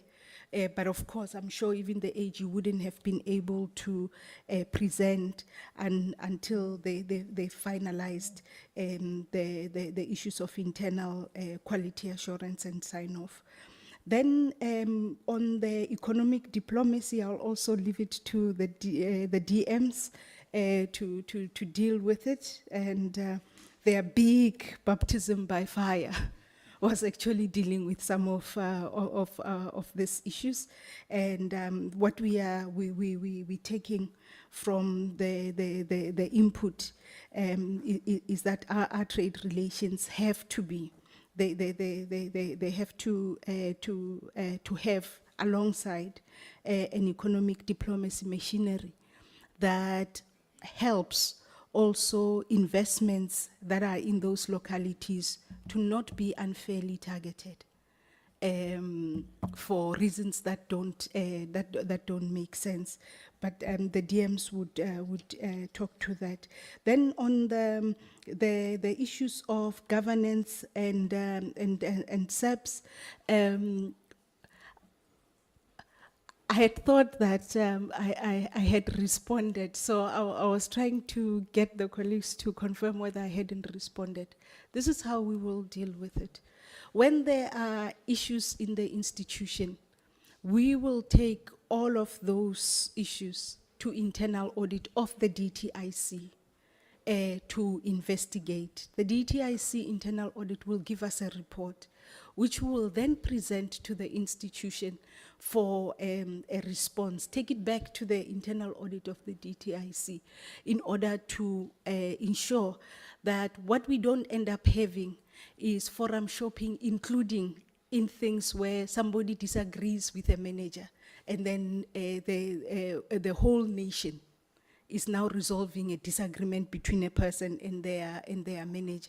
That's why we normally do involve the auditors, so that the veracity of these things can be checked, and that we are directed to resolve the right issues that ought to be resolved in the institution. My understanding is that that is the process, that this and many of the other questions that have come on relating to some of the agencies are now following. And then on the issue of the competition tribunal and how its work is linked to competitiveness, I'll also leave it to the DMs to deal with, in part because of the work that we've been doing in the department to ensure that we are all playing for the same team. We have one vision that we are playing towards, but each in their lane, because the regulators have a role to play. But in regulating, you have to regulate for development. So in instances, they'll have to also reimagine what that regulating for development now means within the scope of the legislation that they have to implement. But both the DMs and the minister have been hard at work with bringing the DTIC family response to our economic challenges. So maybe the DMs would be able to deal with that. On the relations with DERCO and the FER, I'll equally do the same, but suffice to say that from the foreign economic representation point of view of the department, we have received complaints about the fact that it seems the department is not represented in the offices that traditionally we would be represented in. The answer to that is very simple and in a way a little bit tragic. It's budget. Tragic in the sense that strategy is not leading the direction, but resources and their availability are leading that. And we are trying to see how we could work with DERCO and in some instances also with the business community to augment our resources to be able to still be active in this important markets. Then on the issue of red flag institutions and how internally we are dealing with that, I've indicated the normal way that we would follow, but we're taking advice from Parliament, from the inputs made, that we actually need a much stronger mechanism of responding, including not just to complaints, but to underperformance. With a framework that we've been trying to put together, we will try and accelerate our pace and perhaps find an opportunity to come to Parliament to present what is it that we are thinking. But this issue of consequence management, when there's underperformance, we hear Parliament on that. And then I think on the other issues, I'm going to perhaps defer to the deputy ministers, after which minister will come in to deal with the other issues. Thank you, DM. Thank you very much, Chairperson, and good morning, afternoon, honourable members. Chair, the Secretariat was notified that I am leaving at 1 o'clock, so I'm going to just quickly touch on one or two things, and Honourable Kotlimpi will come in with the balance of the difficult issues that have been passed on to us by the acting DG. Chair, let me just indicate to the committee that the Minister has finalised the delegations to Deputy Ministers, which means that in terms of the questions around oversight over specific boards or entities, due diligence, but specifically on the oversight function, you would understand the DTIC and its multiple entities is a vast network. It's an enormous department. And those delegations will give us a lot more focus on those challenging issues. So I'm certain that once those are signed and finally finalized, the Minister will then obviously be able to indicate where those areas will be allocated to the Deputy Ministers, so that the executive oversight function, which is so critical to the Government of National Unity, is exercised properly. Just one other point on the issue of governance, around governance issues. The committee is correct to highlight a range of governance challenges, some related to vacancies on boards, vacancies in management structures. The presentation, obviously, that comes next will deal with the point that has been a priority for the new ministry to deal with those vacancies and to bring some stability and good governance so that we can improve service delivery in those entities and within the department. So that update, I think, will allay some of the concerns and certainly provide an update to the committee. Insofar as issues around corruption, I think one of the critical things that we must reflect on is that the Government of National Unity is committed to eradicating corruption. But one of the other elements in the statement of intent is evidence-led decision-making. And in order to have evidence, investigations need to be concluded so that decisions can be made based on the evidence. And so with respect to the questions by Honourable Chance around the South African Bureau of Standards, the response from the department, we will certainly make sure that that is forthcoming. And on the National Lotteries Commission, obviously, to make sure that those investigations are expedited so that we can get the evidence required in order to make the decisions to bring good governance and stability to those entities. The NLC has a remarkable role to play in dispersing funds to the poorest of our communities, but also a contribution to economic development. And we think a big role can be played there, but obviously you will appreciate that dealing with the legacy of governance issues is not something that is achieved overnight, but that the ministry is obviously committed to rooting out corruption and ensuring that due process is followed so that we can secure good governance in our entities. And I would also just add, Chairperson, that it is concerning that there are 2 outstanding audits. The DG has touched on where those are and when they will be coming. But critical to the integrity of the audit process is sticking to timelines. And so that is something that we will be monitoring very closely as well. There were a range of questions which I'm sure the Minister and the other Deputy Minister will also touch on. The issue of trade envoys at embassies, for example, is a financial issue, obviously, from the department side, but it is something that is needed. It's very clear when one is abroad that these missions need that trade support to make sure that we have ongoing relationship management, that we're able to unblock any trade issues, market access issues, which shouldn't necessarily exist if there's an ongoing maintenance through permanent representatives to those embassies. But I understand that there is an effort around economic diplomacy with DIRCO. I'm certain that DM Godlimpi will be able to unpack that further. At 1 o'clock, Chair, I will just leave. Thank you very much. Thank you very much, Chair. Perhaps I should start off then on this very thing about the foreign missions and our trade representatives and so on.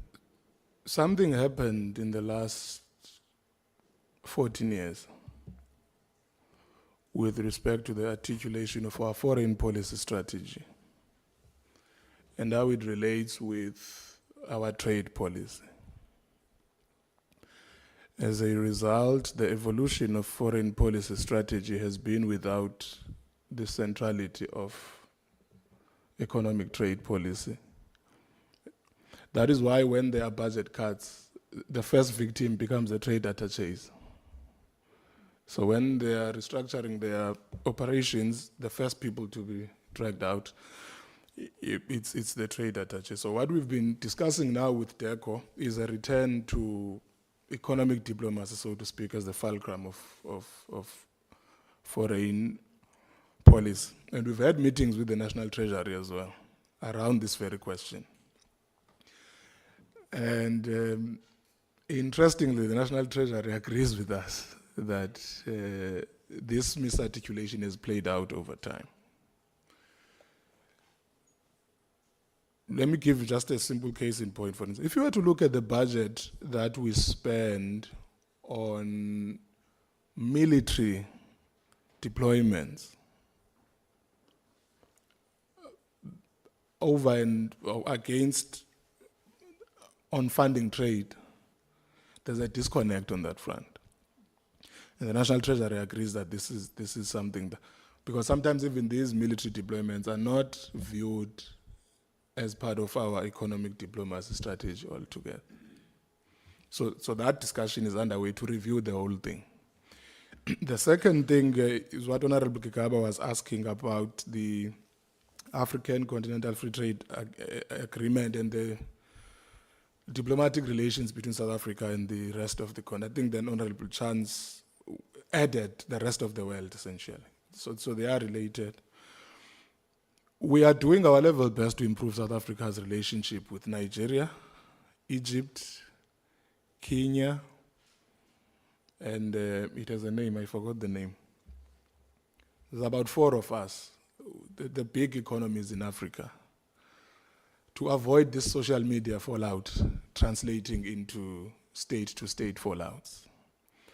And we had a meeting with the Minister for Trade and Industry of Nigeria when we were in Geneva to discuss exactly this, and agreed that there must be a binational commission as quickly as possible to try to deal with these issues and build this gap. So we are correct, Honorable Kikaba. It would be, yes, it's cancer.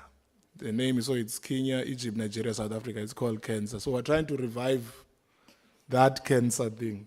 It's cancer, not cancer.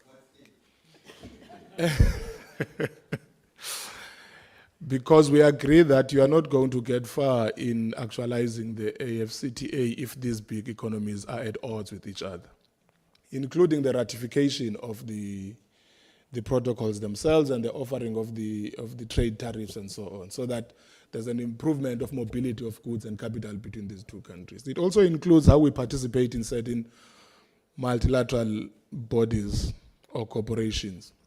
There's a discussion now about Afreximbank, for instance, which relates to the work of the ECIC.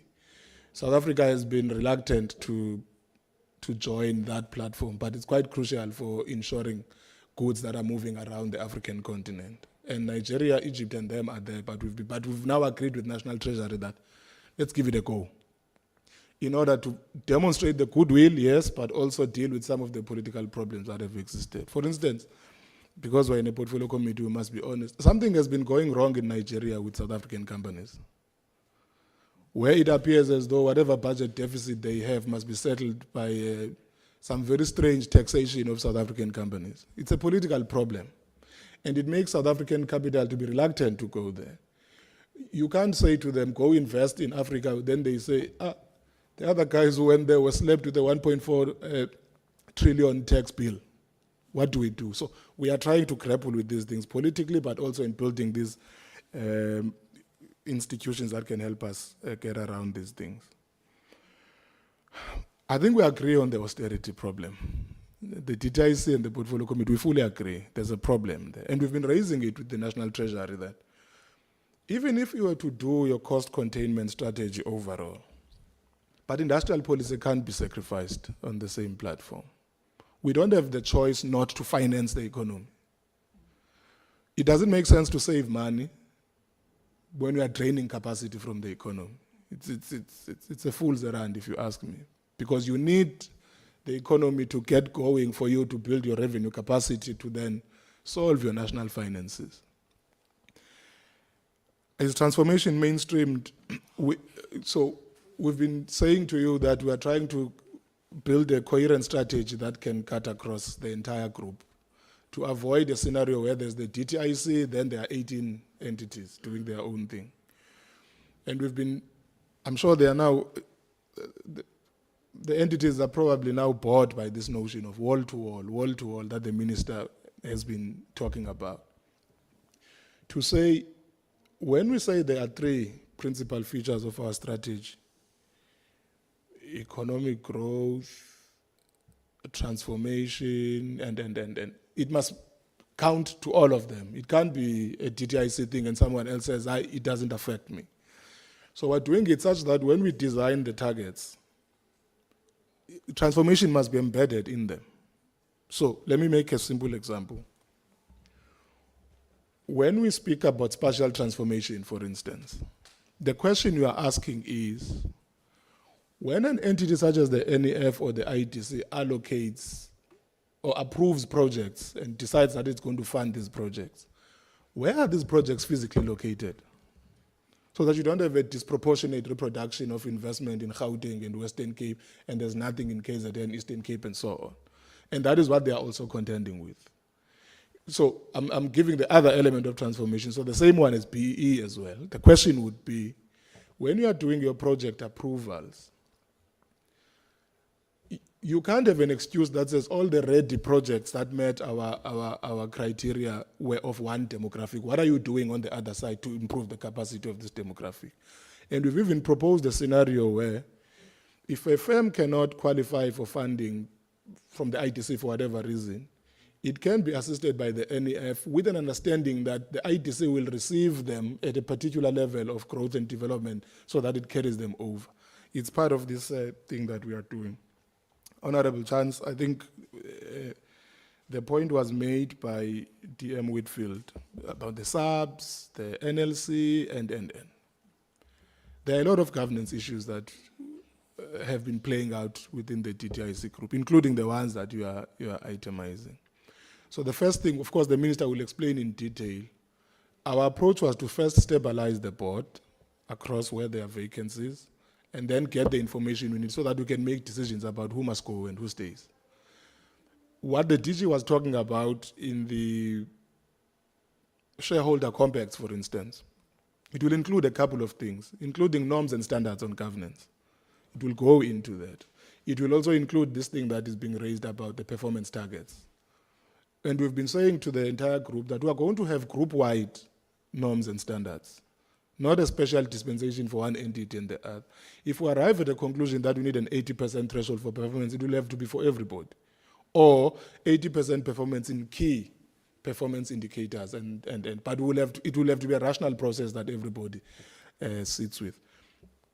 Yes, we have to answer all these things. I think the chair was also raising concerns about the NLC and so on. So broadly on all of those, we are going to have one standard approach to resolving these issues and attend to every complaint that has arisen. But one of the things that we've been avoiding to do is to chase our own tails. So today, some complaint comes, then the other day another complaint comes, but you are missing the core leakages at a corporate governance level. What are these issues that are reproducing these problems? We've got to understand them, then deal with them once and for all. We will be done. It's a well-taken point, Honorable Chance, the Yoko Time Bank example about the agility of our DFI model and how it finances. It's an R&D problem that we've raised with them. The South African state has not been doing very well in promoting investment in research and development. Because companies such as Yoko and Time Bank and so on emerge as IPs at first. So the pipeline from intellectual property registration and transforming it into a firm is something that we've not been getting right. And it's a conversation that we've had with the CIPC as well in the last meeting we had, that the CIPC must work very closely with these agencies, including some of which don't reside with us. CSIR is not within the DTIC scope, and the other one that is with digital transformation, something. We need to have sight of what they are doing on that front as well, so that we can see how we fund them.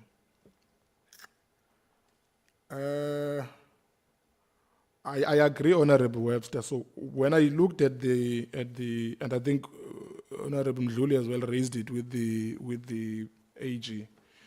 When you look at some of the wasteful expenditure patterns, they sometimes are related to one transaction going wrong, or one transaction being understated in 1 year and then being corrected later. So the 9,000% jump, for instance, something that is registered as 2,900,000 in 1 year, then when it is being reconciled, it stands at 18 million. It's a problem. So we need to find a way to deal with those things. So the grant management system, for instance, at the NLC that Honorable Webster was talking about, these are things that we are going to have to deal with as part of those shareholder compacts as well. What do boards understand to be their fiduciary duties on things such as this one? And what do we do about them? And I think related to this was the question asked about how is the DTI organized? I think it was Honorable Kikaba, from an entity oversight point of view. We have that capability, but we are also being shortchanged by this back and forth between us and the National Treasury and the DPSA. We want it to be a function that is fully capacitated, but they are refusing to approve it on the basis of this thing, of budget. We had intended to advertise that post at DDG level now, but it was not approved. But the minister will explain it, because our argument is that you need a fully fledged functioning entity oversight capability that helps you to pick up all these issues. They don't need to come through as letters they come only after a while. Our intention is to have quarterly interactions with these entities on the basis of the shareholder compact. But it can't be a minister and deputy minister doing that on their own. We need the technical capacity to help us comb through the issues and pick them up. But we will continue discussing it with the DPSA. There was a discussion that the DG was having with the DG on the other side. Honorable Mkutu, I think all your questions are related, from the underperformance of the ITC to the strategic role of the ITC in stimulating growth and transformation, manufacturing exports, and so on. Here is one of the things that we propose to the ITC. If you think about the need, maybe it touches to what the chair was saying as well. The chair is making a good point that if you look at our incentives basket, it looks as though it is disproportionately flowing to one subsector of the manufacturing side. So that's the auto sector. Why is that? It's because the evolution of the incentives, so you started with the Manufacturing Competitiveness Enhancement Program, for instance. And it says manufacturing broadly, but the one that was vibrant as a sector was the auto sector. And then you almost subconsciously or unconsciously over time start to ramp this thing up until it becomes your mainstay manufacturing thing. It gives you this outcome. If you ask people, why are you not funding other sectors, they will say, no, there's no demand in the economy. I'm not saying that's what the department says.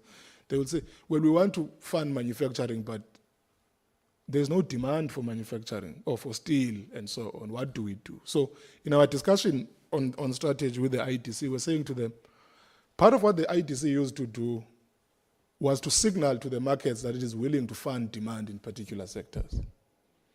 So if, for instance, the ITC were to say, I'm not saying that's what they will do, but as an example, if they were to say, okay, between us and the NEF, we're willing to roll out 100 billion rands in funding transmission infrastructure, as a case in point, or rail manufacturing, as a case in point. We want to work with other private players who are willing to go the same route with us. You immediately have that understanding that there's 100 billion rands capital fund that exists in the market. Maybe some private holders of capital might be willing to come to the board.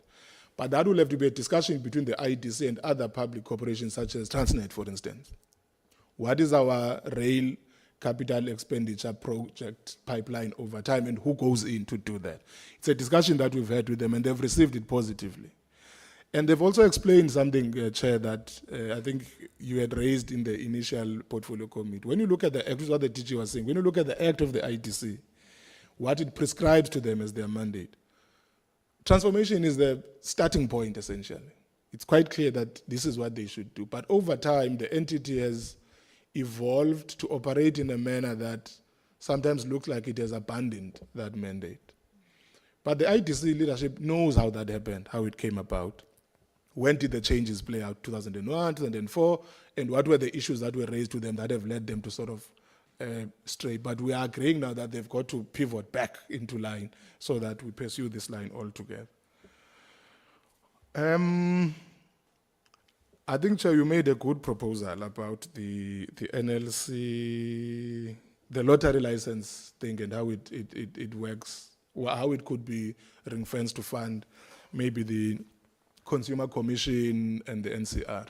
It's part of the discussion that we're having about trying to get some of the much more well-endowed entities to fund the others, not just the NLC. Find a way to use the financial muscle of one institution to build the capacity of another. It's part of this wall-to-wall thing that we talk about. You know, sometimes entity people will say, no, you as the DTI. And I always say to them, what do you mean we? Who are you when? Because it should be we as the DTIC, so that when you think about yourself and your mandate, you think about the mandate of the other entity as well.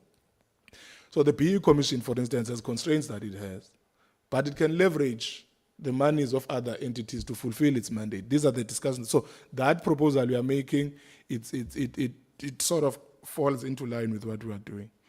Have we diversified towards high-tech goods for exports? You know, this is the point I was making, that we need to be clear about what we are trying to do and then where do we get the money to do that. But there's the other point, Honorable Mkutu, that I think we are understating in South Africa. Maximizing exports, not even in high-tech goods as well. So Africa has a massive, massive industrial deficit, an industrial infrastructure deficit. But our SOEs are not seeing Africa as a market to build towards. So some of the things that we can actually get going are not even high-tech. It's literally low to medium tech goods that we should focus on and move on. And that is why, as part of our export-led growth strategy, broadly speaking, we look at Africa as a decisive market to explore, to do these things. I'm trying to make sure that I don't leave anybody behind on the things that were raised. But I think the minister will the downstream opportunities preserved for locals, Chair. Fair point. We might not even have to say these ones are ring-fenced for locals, but if we get the transformation agenda properly and the availability of support and funding, it will become a self-fulfilling prophecy, so to speak. If we say we are building 14,000 kilometers of rail between South Africa and SADC, then the discussion about how much black participation we want from that becomes a very easy discussion to have. Because if there's no project pipeline of what we are building, then it's difficult to see where we are going to push them. Because if you are pushing them into sectors that are already dominated by these ones, it will take you a longer period to first deal with the concentration issues and then do those. But agreed on the budget line issue about the Competition Commission. It's very difficult. It's a terrible thing. I fly from Joburg going home. I can't fly to Margate because that flight is just, it's too expensive. I have to fly to Durban if I'm going to Bizana. Even that one is no longer as cheap as it used to be now. So you're correct. It used to be 800 rands, 500 rands, and now it hovers around 1.5 to 3,000, and it's just better. So that could be a good starting point to deal with this thing. So agreed on. On the jobs numbers, Chair, I tried to look at where the numbers you were saying are.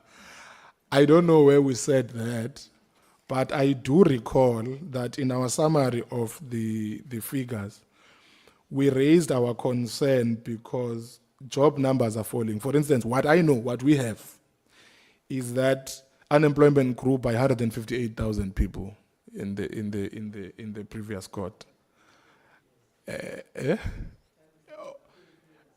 Okay, no. So I think, but we have to try and give quality numbers. That one I agree with you on, and we have to try our level. Just as a parting shot, you know, this thing of auditing and AG and what we do on our side and it's a bit of a tall order. The question is, what does the AG audit? And are they auditing impact or they are auditing outcomes? And it's a discussion that we've been having with the department. I even said in one meeting, I must say it here, Chair, so that when this thing comes back to blow up in my face, you can know that I said it. I even said, let's not be too afraid of the AG such that we undercut our capacity to be impactful.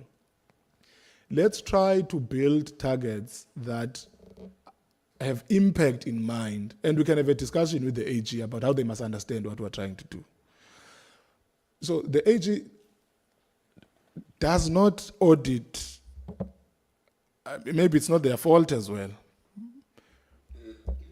If we are saying we have a problem of low growth and high unemployment and so on, how does the Auditor-General conceive of its work in that framework, and how does it give us room to tackle that problem? A case in point, take the concern that was raised about the SEZs, for instance, that we didn't perform fully. So some of the things we do at the DTIC are not annualized. So it's things that you do now, but they will kick into the system 2-3 financial years down the line. But because you put them in this APP, you didn't perform.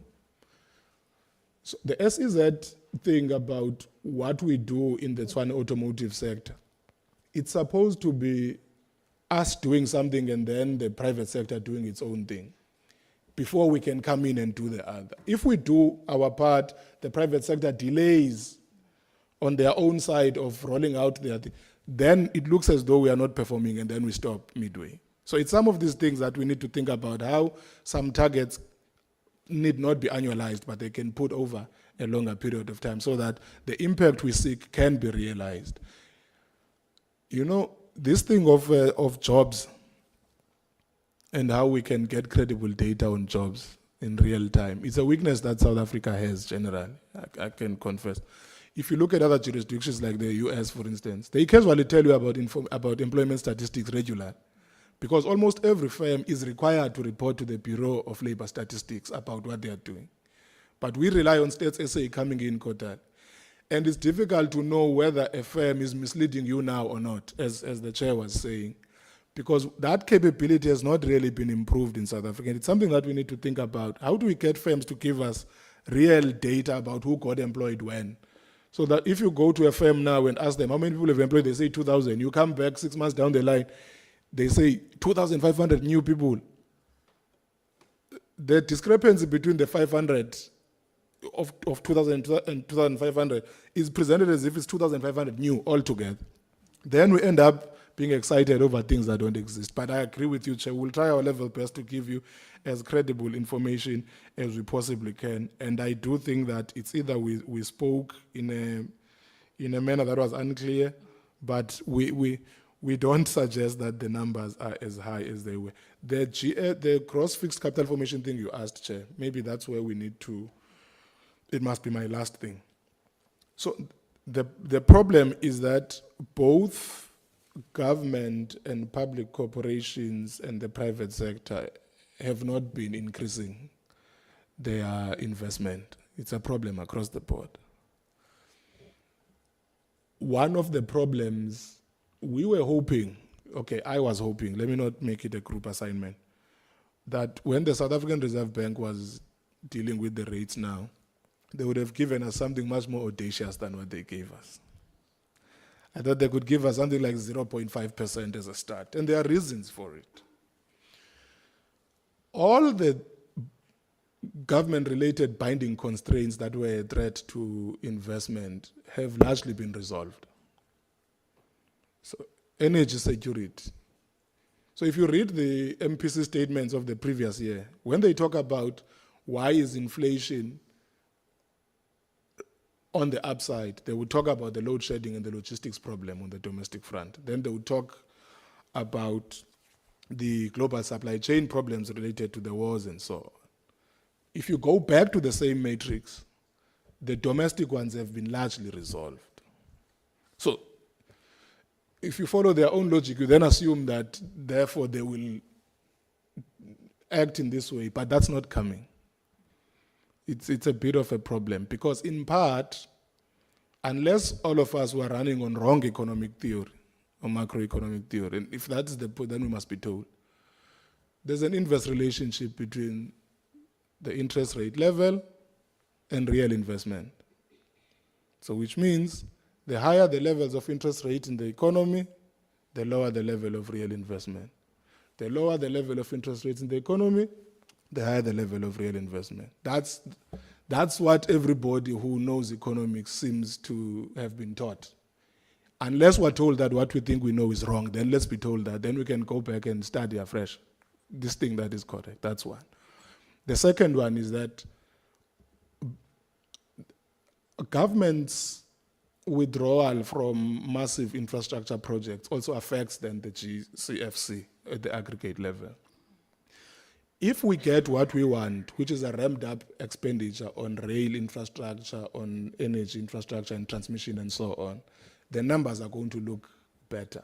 But again, it's a discussion that we need to have with other departments and other SOEs. It's a discussion that we are having with them. How can we all work together on a government-wide strategy to improve the level of investment in the economy? We are hoping to win the discussion, Chair, but we all have to get into it, including you as the portfolio committee, so that it doesn't sound like a fringe discussion of a minister and two deputy ministers, but it must be a strategic perspective that is shared even by us. I hope, Honorable Chance, you heard me when I said our approach to the African countries and improving diplomatic relations is the same as what we're doing with the rest of the world. For instance, we have been having a discussion at DTIC about prioritizing certain jurisdictions. We can't afford not to have people in China, not to have people in the EU, not to have people in the United States, not to have people in these major economies that buy most of our stuff. So we're trying to have that discussion that even if we don't get all our trade attaches at a go, there are these ones that we can't afford not to have. That includes Africa, Europe, the US, and China as our major centers. Thank you very much, Chair. No, thank you very much, Honorable, and then we'll now hand over to the Minister. But before that, just on your presentation, check page 14, 22, and 25. Then you'll have answers where these numbers come from on a lighter note. Over to you, Minister. Thank you very much once again, Chair. I suppose the bulk of the issues have been commented on by the DG and colleagues. So my issues would, to a large extent, be in relation to points of emphasis more than anything else. Starting with the first point, and fully agree with Honorable Kikaba that, in fact, transformation should not be a by the way. It should be a fundamental and integral part of what we do as a department and, in fact, as a government. And we should not relegate it to a branch or an individual function. I fully agree, and as indicated by DM Kodlimpi, we have agreed on 3 priorities, which are industrialization and reindustrialization. 2 is with regards to transformation, and 3 is with regards to jobs. And these should find expression in everything that we do and can't be relegated, if you like, to one department. And I think that we should be able to demonstrate how this finds expression in both the medium-term development plan, the strategic plan of our department, and our annual performance plans as areas that we would want to focus on and track. With regards to the Africa Continental Free Trade Area, also agreeing that the initiative working through the Ministry of International Relations and Cooperation to develop an economic diplomacy strategy that is government-wide is a very promising initiative. And in fact, a discussion document has been put on the table. Of course, it would go through government processes, but that also would help us address issues around deployment and the extent to which economic diplomacy also finds expression in our overall diplomatic approach. And the intention is that in instances where we're even unable to deploy dedicated capacity from an economic attaché point of view, that at the very least, the missions abroad would be able to assume some of this function and would delegate and designate appropriately. So yes, we intend to fill some of the vacancies based on resource constraints. So we can't do all of them, but to the extent that they are not covered, we would be able to ensure that they find expression in the work and mandate of our missions abroad. There was a point raised by Member Chance with regards to the questions that he has raised. I should say that the replies are on their way, as Member Chance would appreciate, and this relates to the SAPS amongst others, as Member Chance would appreciate when we receive the questions, we do refer them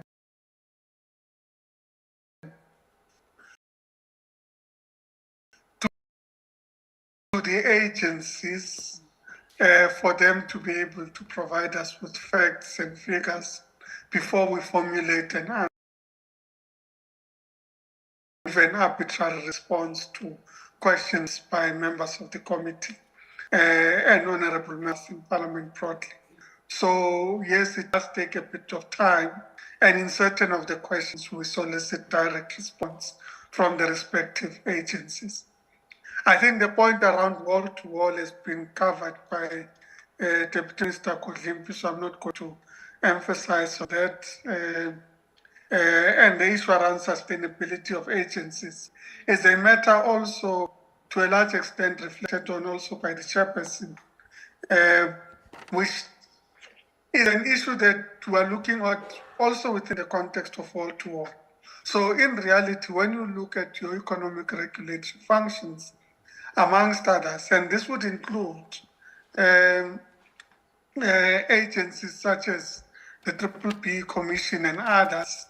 When you look at these agencies, the array of agencies that we have, some of them require recapitalization, some of them require that we look at alternative mechanisms of finance, including through fees, that we have to engage the market on, because in certain instances, the capacity of these institutions can also be resolved by the users of the institutions, as long as we don't price it out of the market and it is not sustainable. But I think that there would be great appetite in certain of the work, including the tribunal that was referred to, the competition tribunal and others. There would be appetite for these to be able to expedite their decision-making for the private sector and users of these agencies to be able to contribute through fees and or alternative financing mechanisms. So it's something that would certainly not be out of sync with what is the norm internationally. But when we talk wall-to-wall, we're also talking about the ability to have greater certainty about how matters are considered and adjudicated overall in the South African government as it comes to the economy in particular. I think that the matter of the IDC has been well ventilated. Safe to say that we are agreed, as indicated earlier, that in fact we need to refocus our energies and stimulate greater industrialization and industrial development. I think the issue around gross fixed capital formation has been adequately covered. Safe to also comment that there is appetite on the government on its side to increase capital infrastructure investment and therefore investment in gross fixed capital formation. So whilst it is both the private and the public sector, and the private sector would engage as articulated by the DM, would also be driving an agenda of investing to a large extent in critical infrastructure as part of both economic stimulus, but also as part of the structural reform initiatives that were started and driven to a large extent in the sixth administration. As we'd appreciate, a lot of energy and effort went into addressing some of the critical bottlenecks in our economy, whether this is about capitalizing ESCOM amongst others and addressing other areas that require attention. Investment in gross fixed capital formation is also about addressing some of the structural reforms and ensuring that we are able to accelerate in this regard. So we should be witnessing significant increases and focused investment in a manner that is counter-cyclical by the state, amongst others, including finding alternative ways in which to finance critical infrastructure investments in our country. Chair, I should say that we have ourselves observed the public discourse with regards to the National Lotteries Commission. And we have taken a conscious view that we should not necessarily respond in the public discourse to the extent that the committee has raised questions that we should respond. I note that you are saying that members are not happy with the response, but we have responded to the best of our ability to the matters raised. I should emphasize that when there are allegations of malfeasance and or conflict of interest that could compromise processes, that would certainly focus on those. So to the extent that these matters have been raised as allegations and would be important to reflect on, specifically on the allegations made, certainly would be able to reflect on that and undertake the necessary processes to ensure that we're able to deal with matters of potential conflict of interest and matters related to probity. We have taken the view that, in fact, we should allow the board to complete its processes. That notwithstanding, then that relates to the issuance of the license. As you would appreciate, that process started before the elections, long before the elections. So the process is well underway, and we thought it is important that we allow that process to conclude. Part of the mechanism that's in place is to ensure that we have a probity review of that entire process so that we are able to satisfy ourselves that, in fact, the matters under consideration have passed the scrutiny that is required. And we have already appointed the necessary agencies to undertake probity review so that the recommendations that are made to us, the report around probity, and matters related to the contents of the submission all constitute part of the final decision that is made. So we'll deal with those matters as and when they arrive in line with the process that's prescribed. But otherwise, with regards to the public discourse, we thought that it might not be appropriate to enter into the public discourse with regards to the National Lotteries Commission. We do, as part of the overall commitment that we've made, agree on the need to stabilize both governance and management in all the agencies, including the National Lotteries Commission. And certainly, as would be indicated in the next presentation, it is a process that is well underway. Thank you very much, Chair. Thank you very much, Honorable Minister and Deputy Ministers. Member Chance, you've got something quick to say? Okay. Yes, just one question that wasn't answered regarding the price preference system and the excise duties. That needs to be addressed, if I may say, by the ITAC Commissioner. And then the other thing, Minister, there seems to be a bit of a bottleneck in regard to the appointment of the grants distribution agencies, because they're not being able to assess the lottery applications as fast as they should. There's a huge backlog. So I just wanted to get your point, your answer to that question, please. It's a new question, I admit, but it does fall under your ambit. Thank you. Through you, Minister, I see the Commissioner is here. Maybe you can just quickly take that technical question. Thank you. Well, thank you very much, Honourable Chair, and thanks to Honourable Chance for the question. Just briefly, Chair, I think the genesis of the export duty in relation to the PPS had initially been as a substitute to the PPS. But I think with the subsequent development in the scrap and the waste sector, what has arisen is that these two measures are complementary but differentiated measures. So they are complementary insofar as both of them aim to create accessible access to quality scrap for downstream mills and foundries. And in the case of the price preference point system, where the difference is that that covers a wider set of metals than the export duty does. The export duty only covers iron and steel and wastes and scraps of that, and also copper and aluminium waste.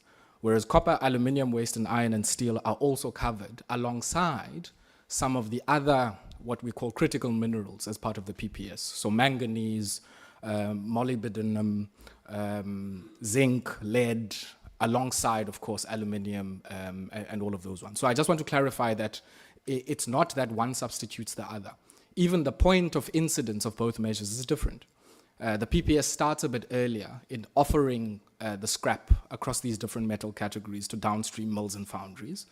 And once that offer is not accepted by the buyer community, only then does the export duty in this narrower set of metals kick in the case of iron and steel, and in aluminium and in copper. So I just wanted to clarify that these are not the same measures, but their function is complementary but differentiated in particular ways. And maybe just a last comment on that. I do think, in line with Honourable Mkutu's question on beneficiation, that the functioning of the PPS, to the degree that it extends to waste and scraps of critical minerals that go into battery fabrication, does require some alignment, because we're seeing advances in recycling technology that do give us scope as a country to use some of these wastes to create battery-grade inputs into making batteries for EVs. Thanks. Thank you very much. We can also give the commissioner from NLC just on the distribution and not moving fast. The question from Member Chance. No, or you'll handle it. Okay. I will handle it. It's going to come in the next presentation. So the minister will deal with it when it comes there, Honourable Chance. Thank you. Okay, thank you very much. And then let's quickly then move to the next presentation. It shouldn't be long. If you can take us through. Over to you, Minister and the team.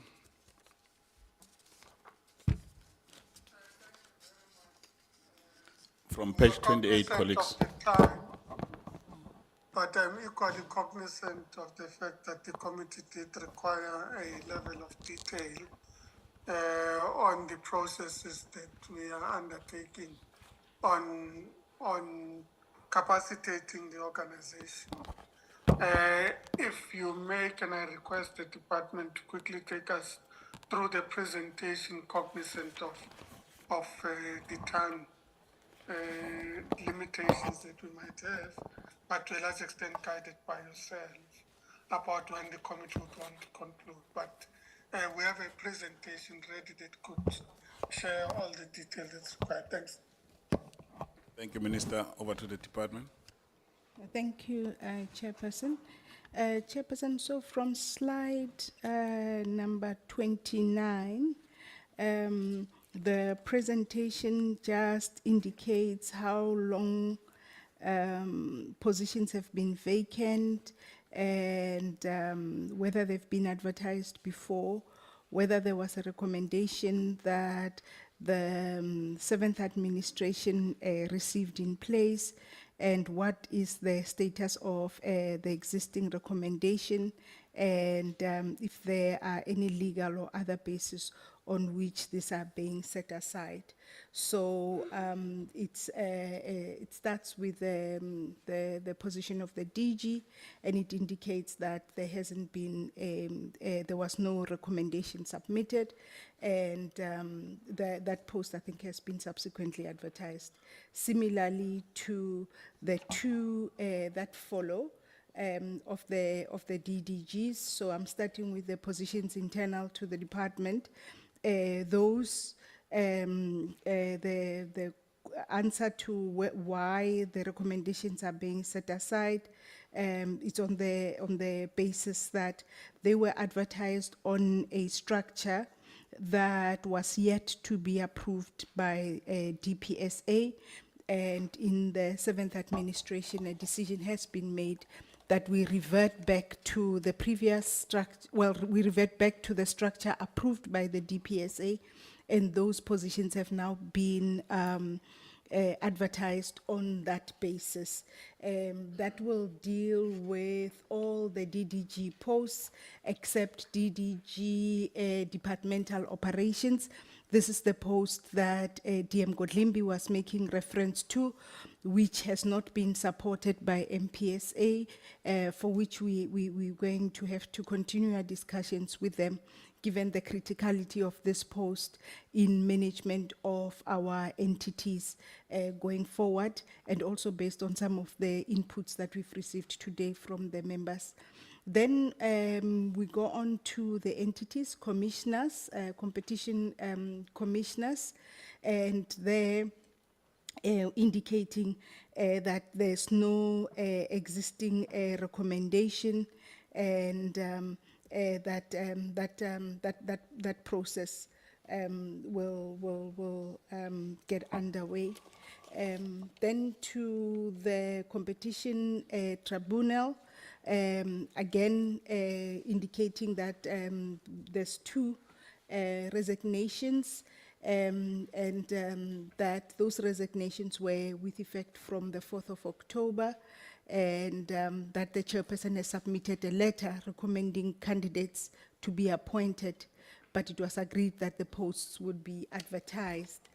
ECIC CEO, the status is that a board has made a recommendation to the 6th administration, and I think all those, the ECIC CEO, IDC CEO, and the NEF CEO, they are still a subject of further considerations based on some of the priorities that even this committee has raised about how these institutions ought to be functioning going forward in relation to their primary mandate as outlined in their legislations. So on the ECIC board, just indicating there that there was a process, and that there was a cabinet memo that was done, but the 6th administration cabinet deferred consideration of this memo until after the election, and that recommendation from the 6th administration is now being considered. Similarly, I think on the IDC CEO, that is the case. And then on the board of the IDC, only recommended shortlist was submitted, and the process did not proceed beyond that. Members will recall that filling of some of those vacancies has been part of the process of filling posts that is currently underway now. On the NCC commissioner, the shortlist was done back in 2018, and following a decision taken by the previous minister to merge NCC and the Competition Commission, there was an appointment of the Deputy Commissioner of the Competition Commission to act as the Commissioner of the NCC. That was to really kickstart the process of assessing that measure and how it could potentially work to ensure that the NCC's mandate is not undermined by any potential measure, but actually strengthened by the resources and also the scope of what is held in the competition law as well. So the NCC Deputy Commissioner indicating there that there hasn't been any action that has been taken. The Deputy Commissioner's term has been extended until 30 April 2025, and this was in line with the cabinet of the sixth administration. On the NRCS post, this position has been vacant from 1st of May 2024, there hasn't been any or there was an advert in 2023 August. No recommendations have been submitted. And I think, Chair, in the next 4 slides that are on your presentation, it follows that same logic where we indicate areas where action hasn't been taken. But I think for the committee to note is that at least where boards have to be appointed, those advertisements have been put out, and in some of these instances, the minister does have to rely on the board for the appointment of the CEOs. I don't know whether the committee would want that we go through all of them, or whether that suffices, given that the committee has been furnished with the information in the interest of time. Oh, and the DM has just reminded me that on the NLC distributing agency, that's on slide number 37, that there's only, there's currently 4 DA members, DA as in distributing agency members. Let me just call it distributing agency members. The term, there's 1 member who was appointed for a period of 12 months from 1 July to 30 June. I think here the recommendations were made. There was a process, recommendations were made, and there were concerns that were raised with some of the recommended candidates, some of them having to do with some illegalities and stuff of that nature. So that recommendation has now been set aside. I think maybe I'll stop there, Chairperson. Thank you. Thank you very much for the responses. I think the essence of these questions from the portfolio committee, and members will obviously come through, was to ascertain that as we go through this process of normalizing things at the DTIC and its agencies, we must appreciate that we inherit the good, the bad, and the ugly in the process. So, because we are dealing with human beings, you know, some posts have been vacant for 6 years, 4 years, 5 years. People have applied. There's no certainty what is happening. And it looks very ridiculous how some of the things were returned. And I know that it's not for the 7th administration, but it's a matter of just emphasis that it looked very ridiculous how institutions were treated and how decisions were not made. You know, we interacted with the administrator of the gambling board. No one can explain, and we try to say to you, we're not anti you as a person, you know, and you're fortunate you didn't take us to the newspapers. We told you that it's unfair. You can't be an administrator over 10 years. You know, legitimate expectations have been created. Now, so the premise of these questions, Honorable Minister, the Deputy Minister, and the Department, is to make sure that whatever decision we take, we avoid litigation, because these human beings who have been acting, understandably, so there are labor laws in South Africa. They have legitimate expectations. So we wanted to make sure that at least you, as the leadership in charge of the department, you are mindful of, you know, not just taking a unilateral decision to say, no, we're advertising everything. Understand that there have been processes before. Understand what are the blockages and work around those in order to create an environment of certainty in these entities in the department. So I think, so it was not a malicious question. It was a question to make sure that we start from the same understanding. Where are we? What are the issues, and how must we approach those issues, so that there's general certainty in all the issues. So I will allow the members to quickly comment, and then you'll come back, and then we close the meeting. Member Chance, Member Mdluli, Member Webster, Member Gigaba, Member Mkutu. Thank you, Chair. I will be quick. So, as I understand it from the presentation, the issue of the distribution agencies, or the DAs, if we were in charge, they would be appointed already, is the fact that it's in limbo.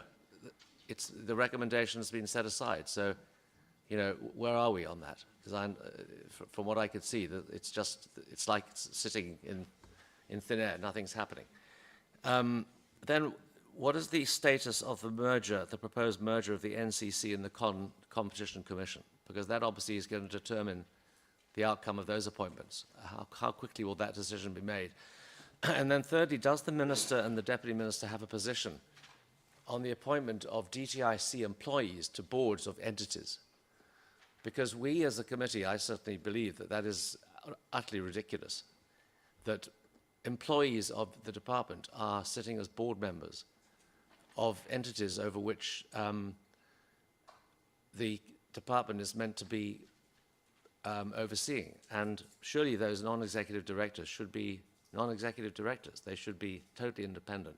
So do you have a view on that? Thank you. Thank you. Honorable Mdluli. Thanks. Chair, I would like to propose or raise, because I can see, for example, in the IDC board, there was only a recommended shortlist that was submitted, and process did not proceed beyond that.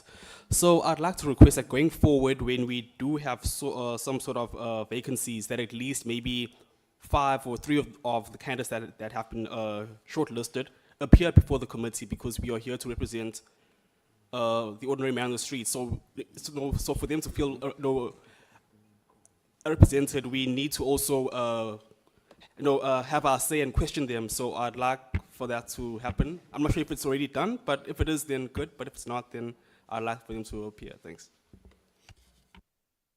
We're operating within the law, so the law doesn't allow us to do that. It's overreach, Member Mdluli. It's on a lighter note. Member Webster? Sure, I'll be quick as well. I've in part been covered. I think my questions are around specifically the SABS board. I mean, this is the same board that, has had a vacant CEO post since 2018. It seems, given the issues with the SABS board, what is the plan with regards to that board in particular? And then the next question is about this distributing agency. I mean, Member Chance has mentioned potential impact of not having that constituted, so fully constituted. So I want to know specifically what is the impact. We know that there's some delays in grant disbursements, etc., but what is the impact with that? And are there any timeframes around when that can be duly constituted? And actually that speaks to, and almost all the areas where there isn't a constituted board, to say that, and in some instances, even with some of the positions, there were recommendations that come perhaps from the previous administration, and there's opportunity to pick up from that. What are the time frames that we're working around in terms of making sure that boards are constituted, particularly when there's a significant impact, like with the NLC and the distributing agency? That's the main question around, are there time frames in place for that type of sensitive constitution of boards? Thank you. Member Kigawa. Chair, thank you. My biggest worry with what is before us, and I appreciate the level of detail of information, is the inconsistency with regard to the third and the fourth question.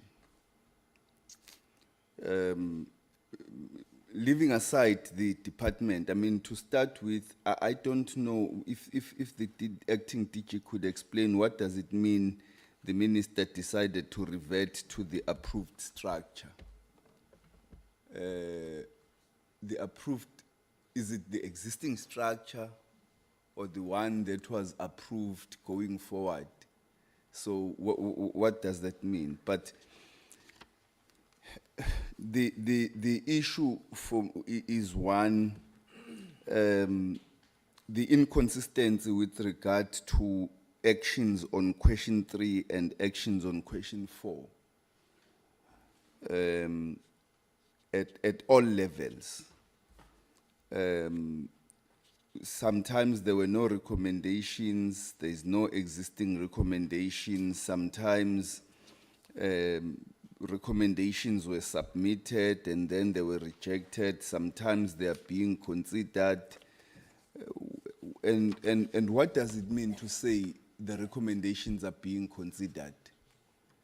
And in the instances where they are not being considered, why? Why are they not being considered? The third issue that, Chair, I would like to raise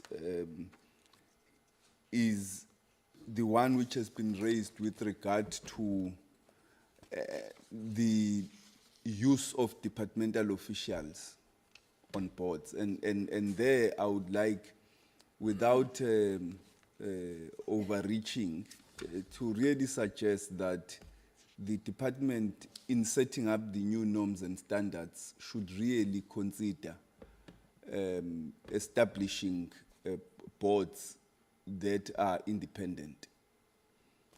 I know that Ground Up will be angry with us for saying that, but that's what we are suggesting, and it's only good corporate governance to do that. The fourth issue is with regard to the IDC board, Chair. This board has been in office for long, for really long. And there is no recommendation as to when do we expect a new board to be constituted. Even if you say to us in the next 3 months, considering the cabinet cycle, the advertisements, the shortlisting, the interviews, and all of that, because I don't know what's the impact of the governance shareholder bill that is under consideration for the establishment of the state-owned holding company, what impact it will have, whether you have to waive the appointments until the bill is passed. Now, that's a long time. Or whether you can, at least in the short term, have an intermediate process, so that at least there is stability at governance level in the IDC, because these IDC members, board members, have been there for longer than 10, 11 years, many of them. Only a few were reappointed recently. Now that's very ad hoc and doesn't give confidence in terms of corporate governance. With regard to the National Gambling Board, for example, position vacant since 2014. And 10 years later, there is, were recommendations submitted, not applicable. What's the status of existing recommendations not applicable? This is 10 years later. I think what we are trying to raise here, we're not being frivolous. We're just raising genuine issues which, as members of parliament, are obliged to raise. These, after all, are entities of the state. Now, I think in general, these issues need a further response so that you give us even more clarification in terms of what's the process going forward towards conclusion And by when do we expect to conclude the process? Because even if you look at slide 43, where we asked, when will vacant posts not advertised be filled? There is no specific timeline. The issue of the budget for the posts cannot apply to all these vacant posts because many of them are funded. I mean, if you say to me that the post of CEO is not funded, I would say you are misleading us. So these are funded posts, including board posts. So give us a clear response as to when will these posts be funded. I want to then ask, what were the DPSA's reasons for refusing to fund the post of DDG operations and DDG shareholder governance or something like that? Because that's the post. Because it's a vital post, given that the shareholder management of entities is not your primary responsibility. You therefore need someone who does that on behalf of the shareholder to avoid all these issues which we are raising here.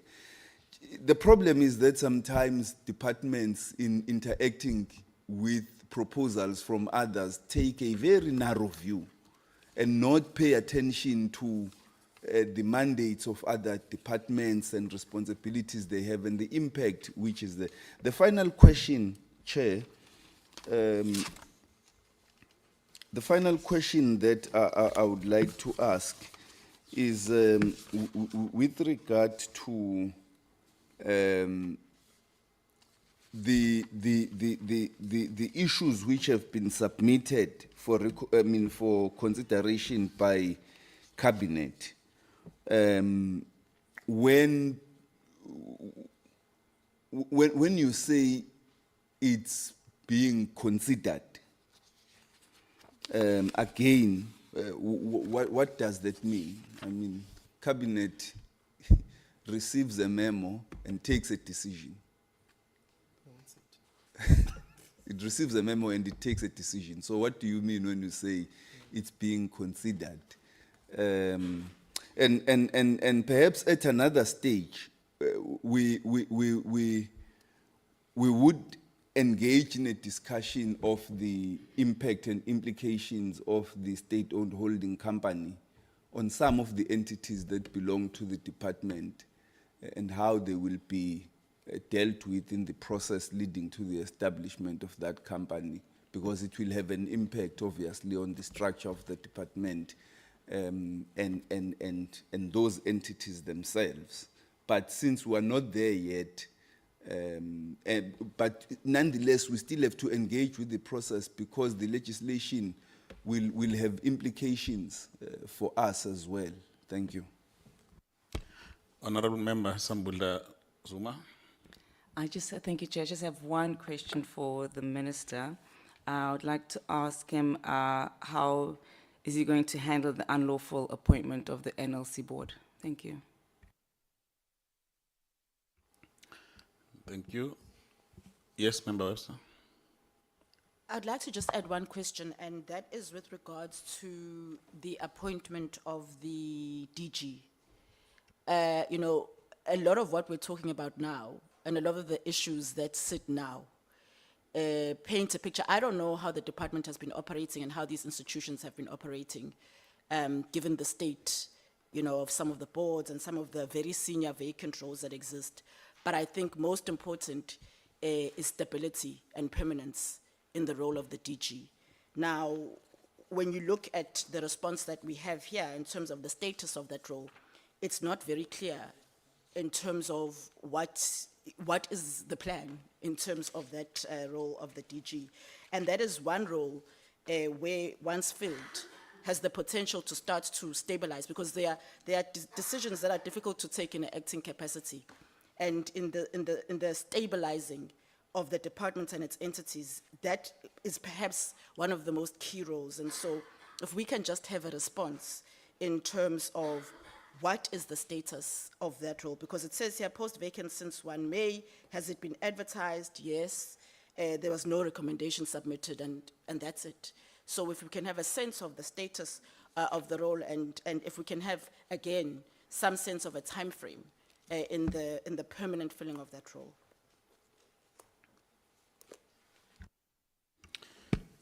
Yeah, I think those are the questions.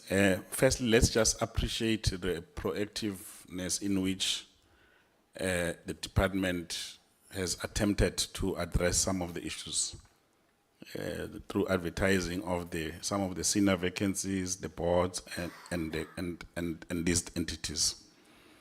And we want to say that must be, so these questions, including additional questions that have come today, must be understood in the context that in as much as we play the oversight role, we would like to oversight a department and entities that is properly functioning. Because it would appear that it was just a free-for-all before your time. And this is one area that we appreciate, and we would like to encourage you to close some of these things where possible, so that we are able to move forward. And then the other issue that is coming up, Honorable Minister, is that where there are recommendations that are at the cabinet level, we would like you to consider concluding those matters in the interest of ensuring that we close the gap. And members are basically saying in one voice that there has to be a way in which you can standardize, Honorable Kodlimbi, how we appoint boards, CEO, and everybody, because the reason why there's dysfunctionality is that, so it was dependent on an individual. That is why members are asking this difficult question, and I don't really expect you to answer. When somebody decided somewhere, but I'm no longer, I've made up my mind, I don't want these ones. It's just not right. This is not a fiefdom. This is public institution. This is public resources. We're dealing with people's taxes here. And the very same people who are citizens in this country, they have all the rights. And this thing of boards constituted by the staff, we're against it as an oversight board, and we are very firm about it, that it's one area that you really need to look at, because you can't be a referendum player. It's just wrong, and it's not anti-individuals who serve on those boards, because they didn't put themselves there. It's anti the approach of taking boards, taking all officials and make them boards in this institution, and including just the continuous recycling of same people in the same space. It's unheard of. South Africa has got 60 million people. Everybody deserves, if they qualify, to actively participate. An accountant is an accountant. A lawyer is a lawyer. So if you want a lawyer with a PhD, I'm sure there's many others. Or if you want an accountant with additional qualifications, there's many others. So this idea that only those who have been at the DTI understand is just abnormal. And it is one area that must be addressed, and I hope that the minister and the team will be able to assist us to deal with those issues. And now we'll hand over to the minister and the team, and then we'll conclude the meeting. Over to you, Honorable Minister. Thank you very much once again, Chair, and to welcome the comments and questions by members. Some of them, of course, deal with a bit of detail. Some of them are overarching, so maybe I'll deal with the first set of overarching issues, and the colleagues can deal with the details. Just on the question of the distribution agents, the reasons why the distribution agents were not appointed are provided. And we had to make a call as to whether we advertise the vacancies for distribution agents as part of the process of recruitment, or do we, on the basis of the historic considerations, pursue the matter of the initial recommendations? Now, we thought it would be appropriate so that the process does not suffer from historic challenges, that we should re-advertise for distribution agents, and they've been advertised. They certainly will be prioritized in terms of the processes of appointment because disbursements have been delayed as a result. But we needed to protect the integrity of the process of appointment of distribution agents. We are not leveling any allegations on those who have historically applied. Sorry, and all we have said is everybody has a right to be nominated and apply, and they would be considered on their merit. But we certainly will prioritize those. With regards to the mergers, we are expecting, the merger in particular, we are expecting a submission in that regard. Management has indicated that they are ready to make a submission. On the basis of that submission, we would know what the decision is and would have greater clarity of the process going forward. Because the submission by its own does not constitute a decision. We have a responsibility to apply our minds to the recommendations that are being presented to us so that we are able to arrive at an appropriate decision and in certain instances consult appropriately, including with sister departments, etc., in instances where they might be impacted. And some of them would also require consultation with labor, depending on where you are in the process. But we have been assured that the submission is en route. It is at that point that we would be able to comment. Let me get to the point around the appointment of executives across the board, which the report has covered. The first point I think I should make is that every one of those single recommendations are dealt with on their merit, and these are not dealt with as a package of issues that are for consideration. What we have said and reaffirmed to the committee is that we are prioritizing the appointment of senior executives and the necessary board so that we are able to stabilize the DTIC portfolio. However, I think it is important to reiterate that every recommendation has to be considered on its own merit. When there is a recommendation for a CEO of one agency, we have to apply our mind to the process, the issues, the quality of the report before us, the matters to consider, the dynamics within the organization that we are considering, and whether the candidates necessarily would help us deal with some of those problems. So, for example, in an instance where you have an organization that has instability at the level of its governance structures, you need to reassure yourself that, in fact, the recommendation meets the necessary standards and has not been contaminated by those dynamics. It's just an example that one is making. So you need to apply your mind to the individual submission. There are instances where organizations might recruit for a CEO and have generic indicators when in fact there are specific indicators that you need to apply your mind to with respect to the respective agencies, taking into account what's happening in that agency. And it's just part of the things that we need to consider. So I thought I should emphasize the point that every single application is considered on its merit, and the recommendations and decisions are considered on the basis of the merits of the issue before us. Of course, we also have a duty, a fiduciary duty to the organization to ensure that, in fact, as we apply our minds and as we engage with the committee, that we do not expose government to unnecessary litigation, and I think it's a caution that's been raised in the meeting, and it's a caution that we are cognizant of in relation to those processes. Does it mean that everybody that has a query or might have a query on a process going forward necessarily is right? It's not necessarily true. We might always have a difference of opinion as to the individual merits of those appointments as we engage them. So,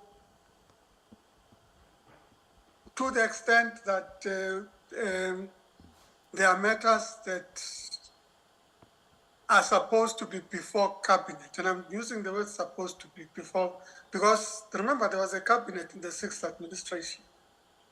It went through a process of considering matters, and some of them were deferred to say, no, the 7th administration must apply its mind to these processes.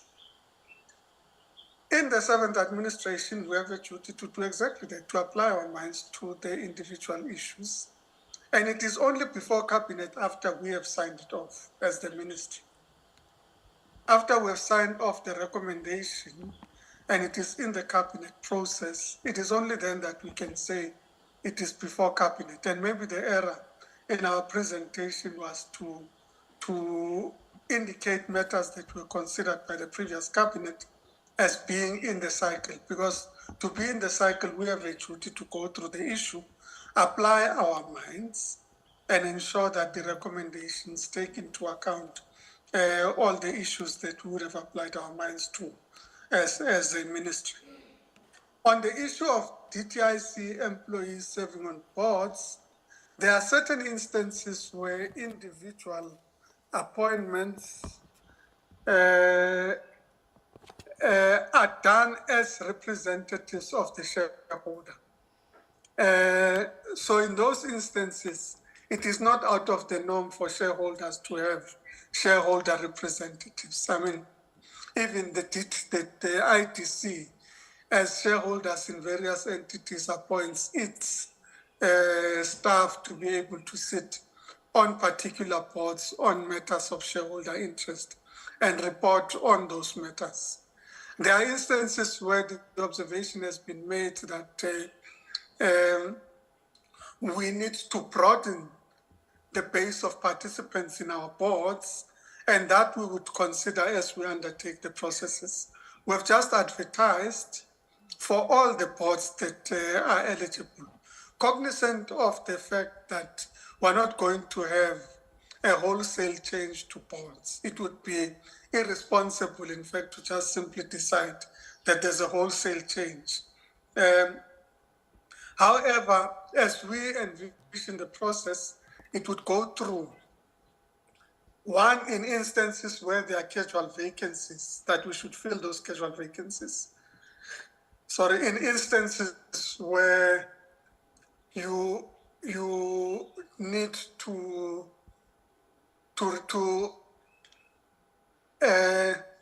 apply your mind at an annual general meeting around rotation, that rotation should take place. And rotation could mean retiring some of the board members and bringing in new members, that we should be able to do that. So I'll make the example that has been made, which is the ITC.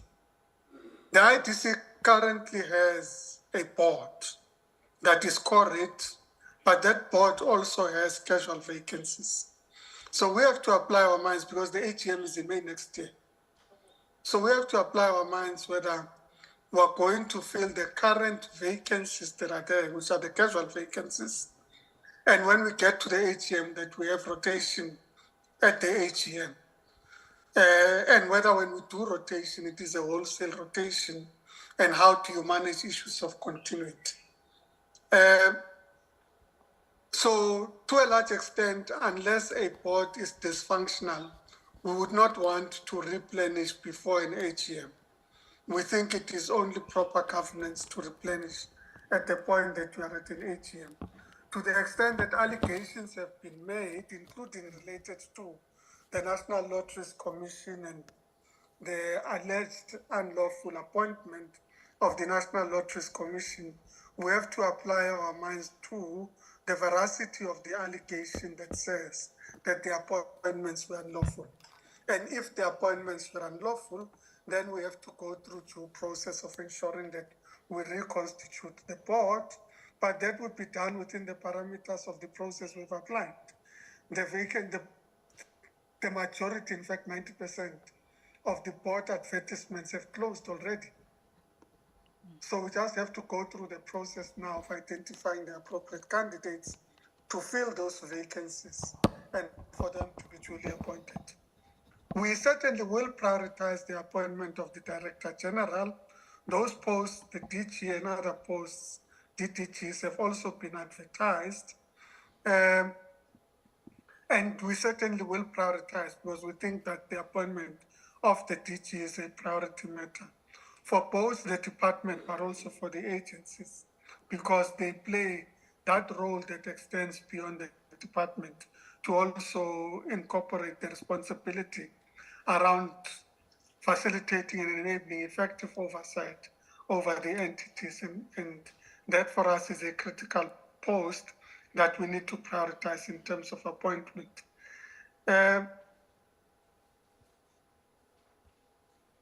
So, Chair, I think, as I said, just to deal with those matters of the DGs, we have accepted the submission, and maybe just to clarify, sorry, maybe just to clarify that we had to apply our minds to the issue of the structure in the department. The first is that there was a structure that is approved by DPSA, which has not been discontinued. There is a structure that the department functioned on in anticipation of a new structure being approved.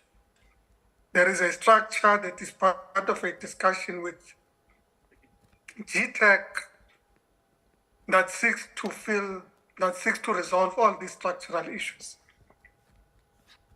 But given the challenges in the department, we thought, but why don't we use the existing structure?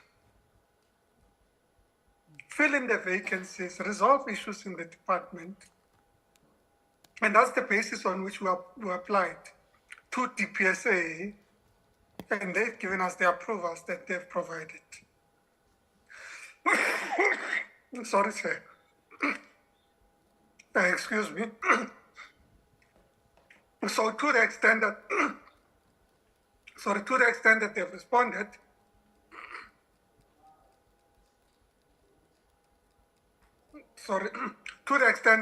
responded, we are filling the vacancies that they've agreed to. We still reserve the right, and I think Member Kekaba is raising it correctly, that we should be able to make representation on some of these issues, but we didn't decide to stop the recruitment because some of them have not been approved. But we reserve the right to make representation that those that have not been approved do get approved.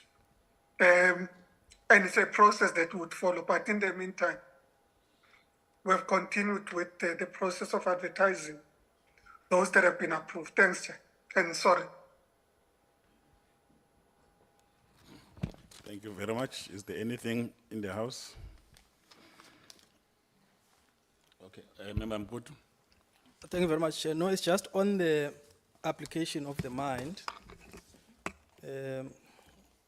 of the Minister, consistent with the response that would have been given here, that the matter is, matters are under the consideration of the Minister.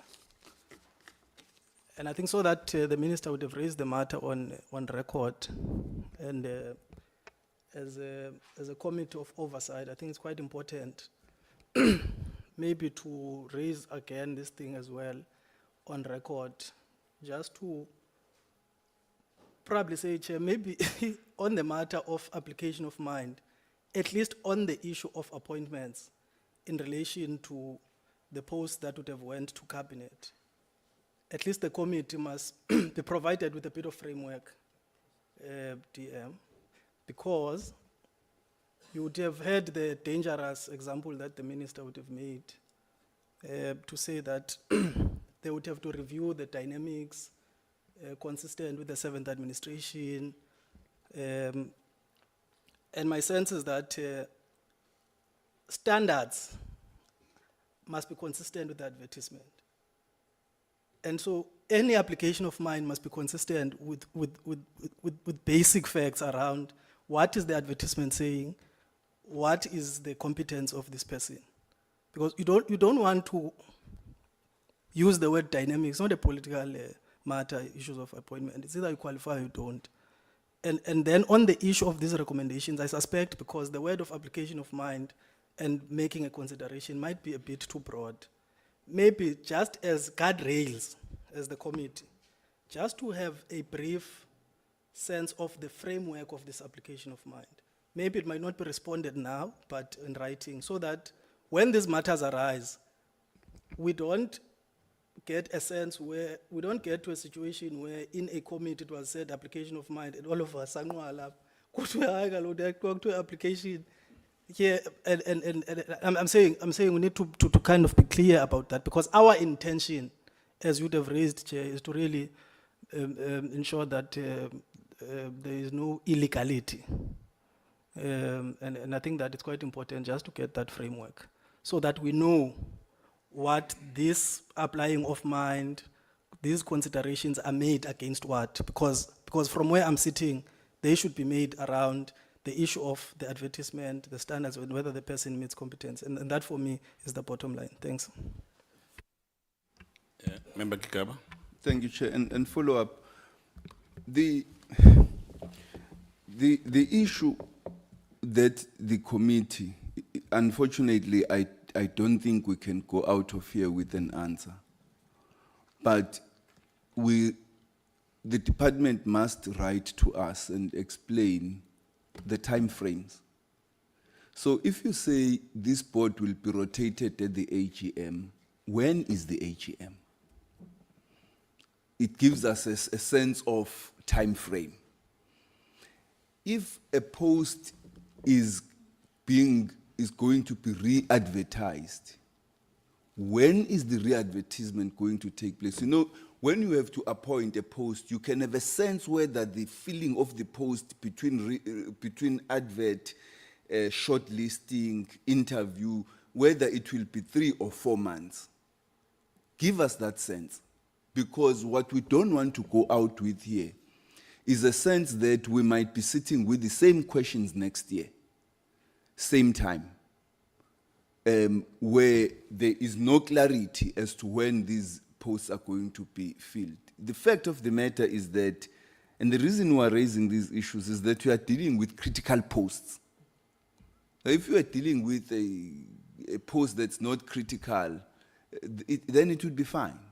But you're dealing with CEO, you're dealing with boards, chairpersons of boards and stuff like that.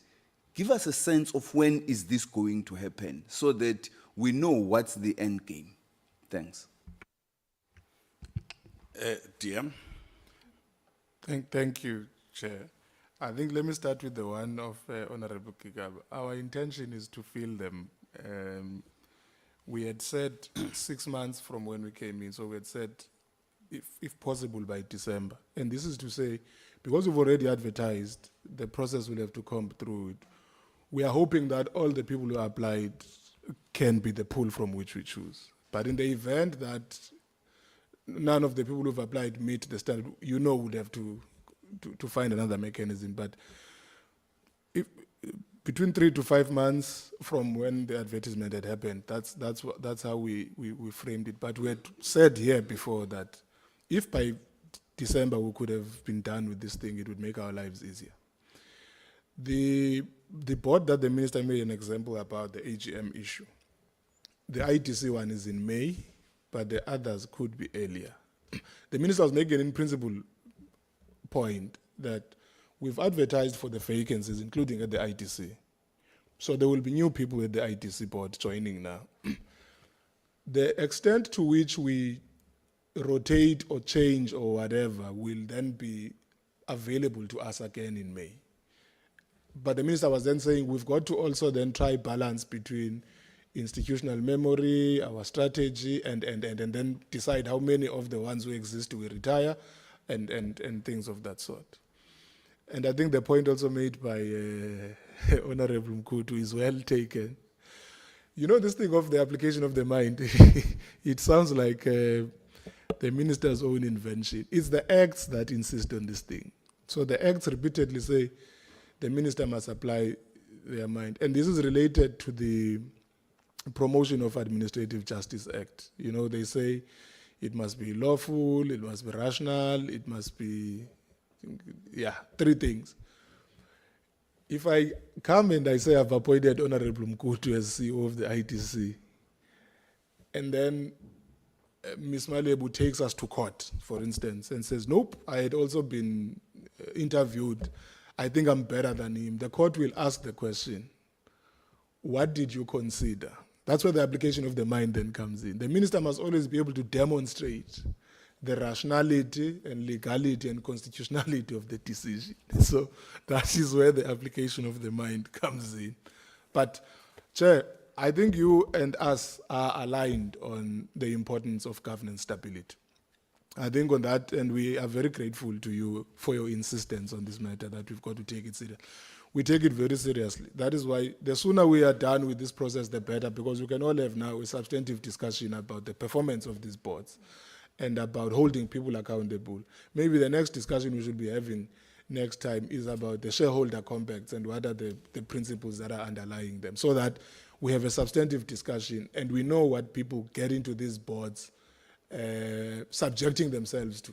You know, in future, in fact, it would be good, whether it's another cycle, to advertise and also have a public teaser about what the shareholder compacts might look like, so that people know what they're getting themselves into. They don't think that they're here for fun or making money. They will be held accountable, and these are the implications of not performing.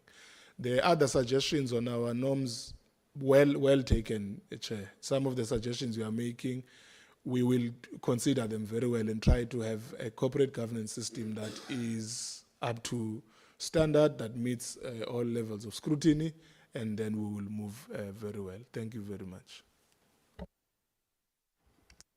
Thank you very much, Honorable Minister, Deputy Ministers, the department as led by the acting DG, all the entities as led by CEOs, CFOs, and board members, if there is any board members that are here, the staff and our honorable MPs. Thank you very much for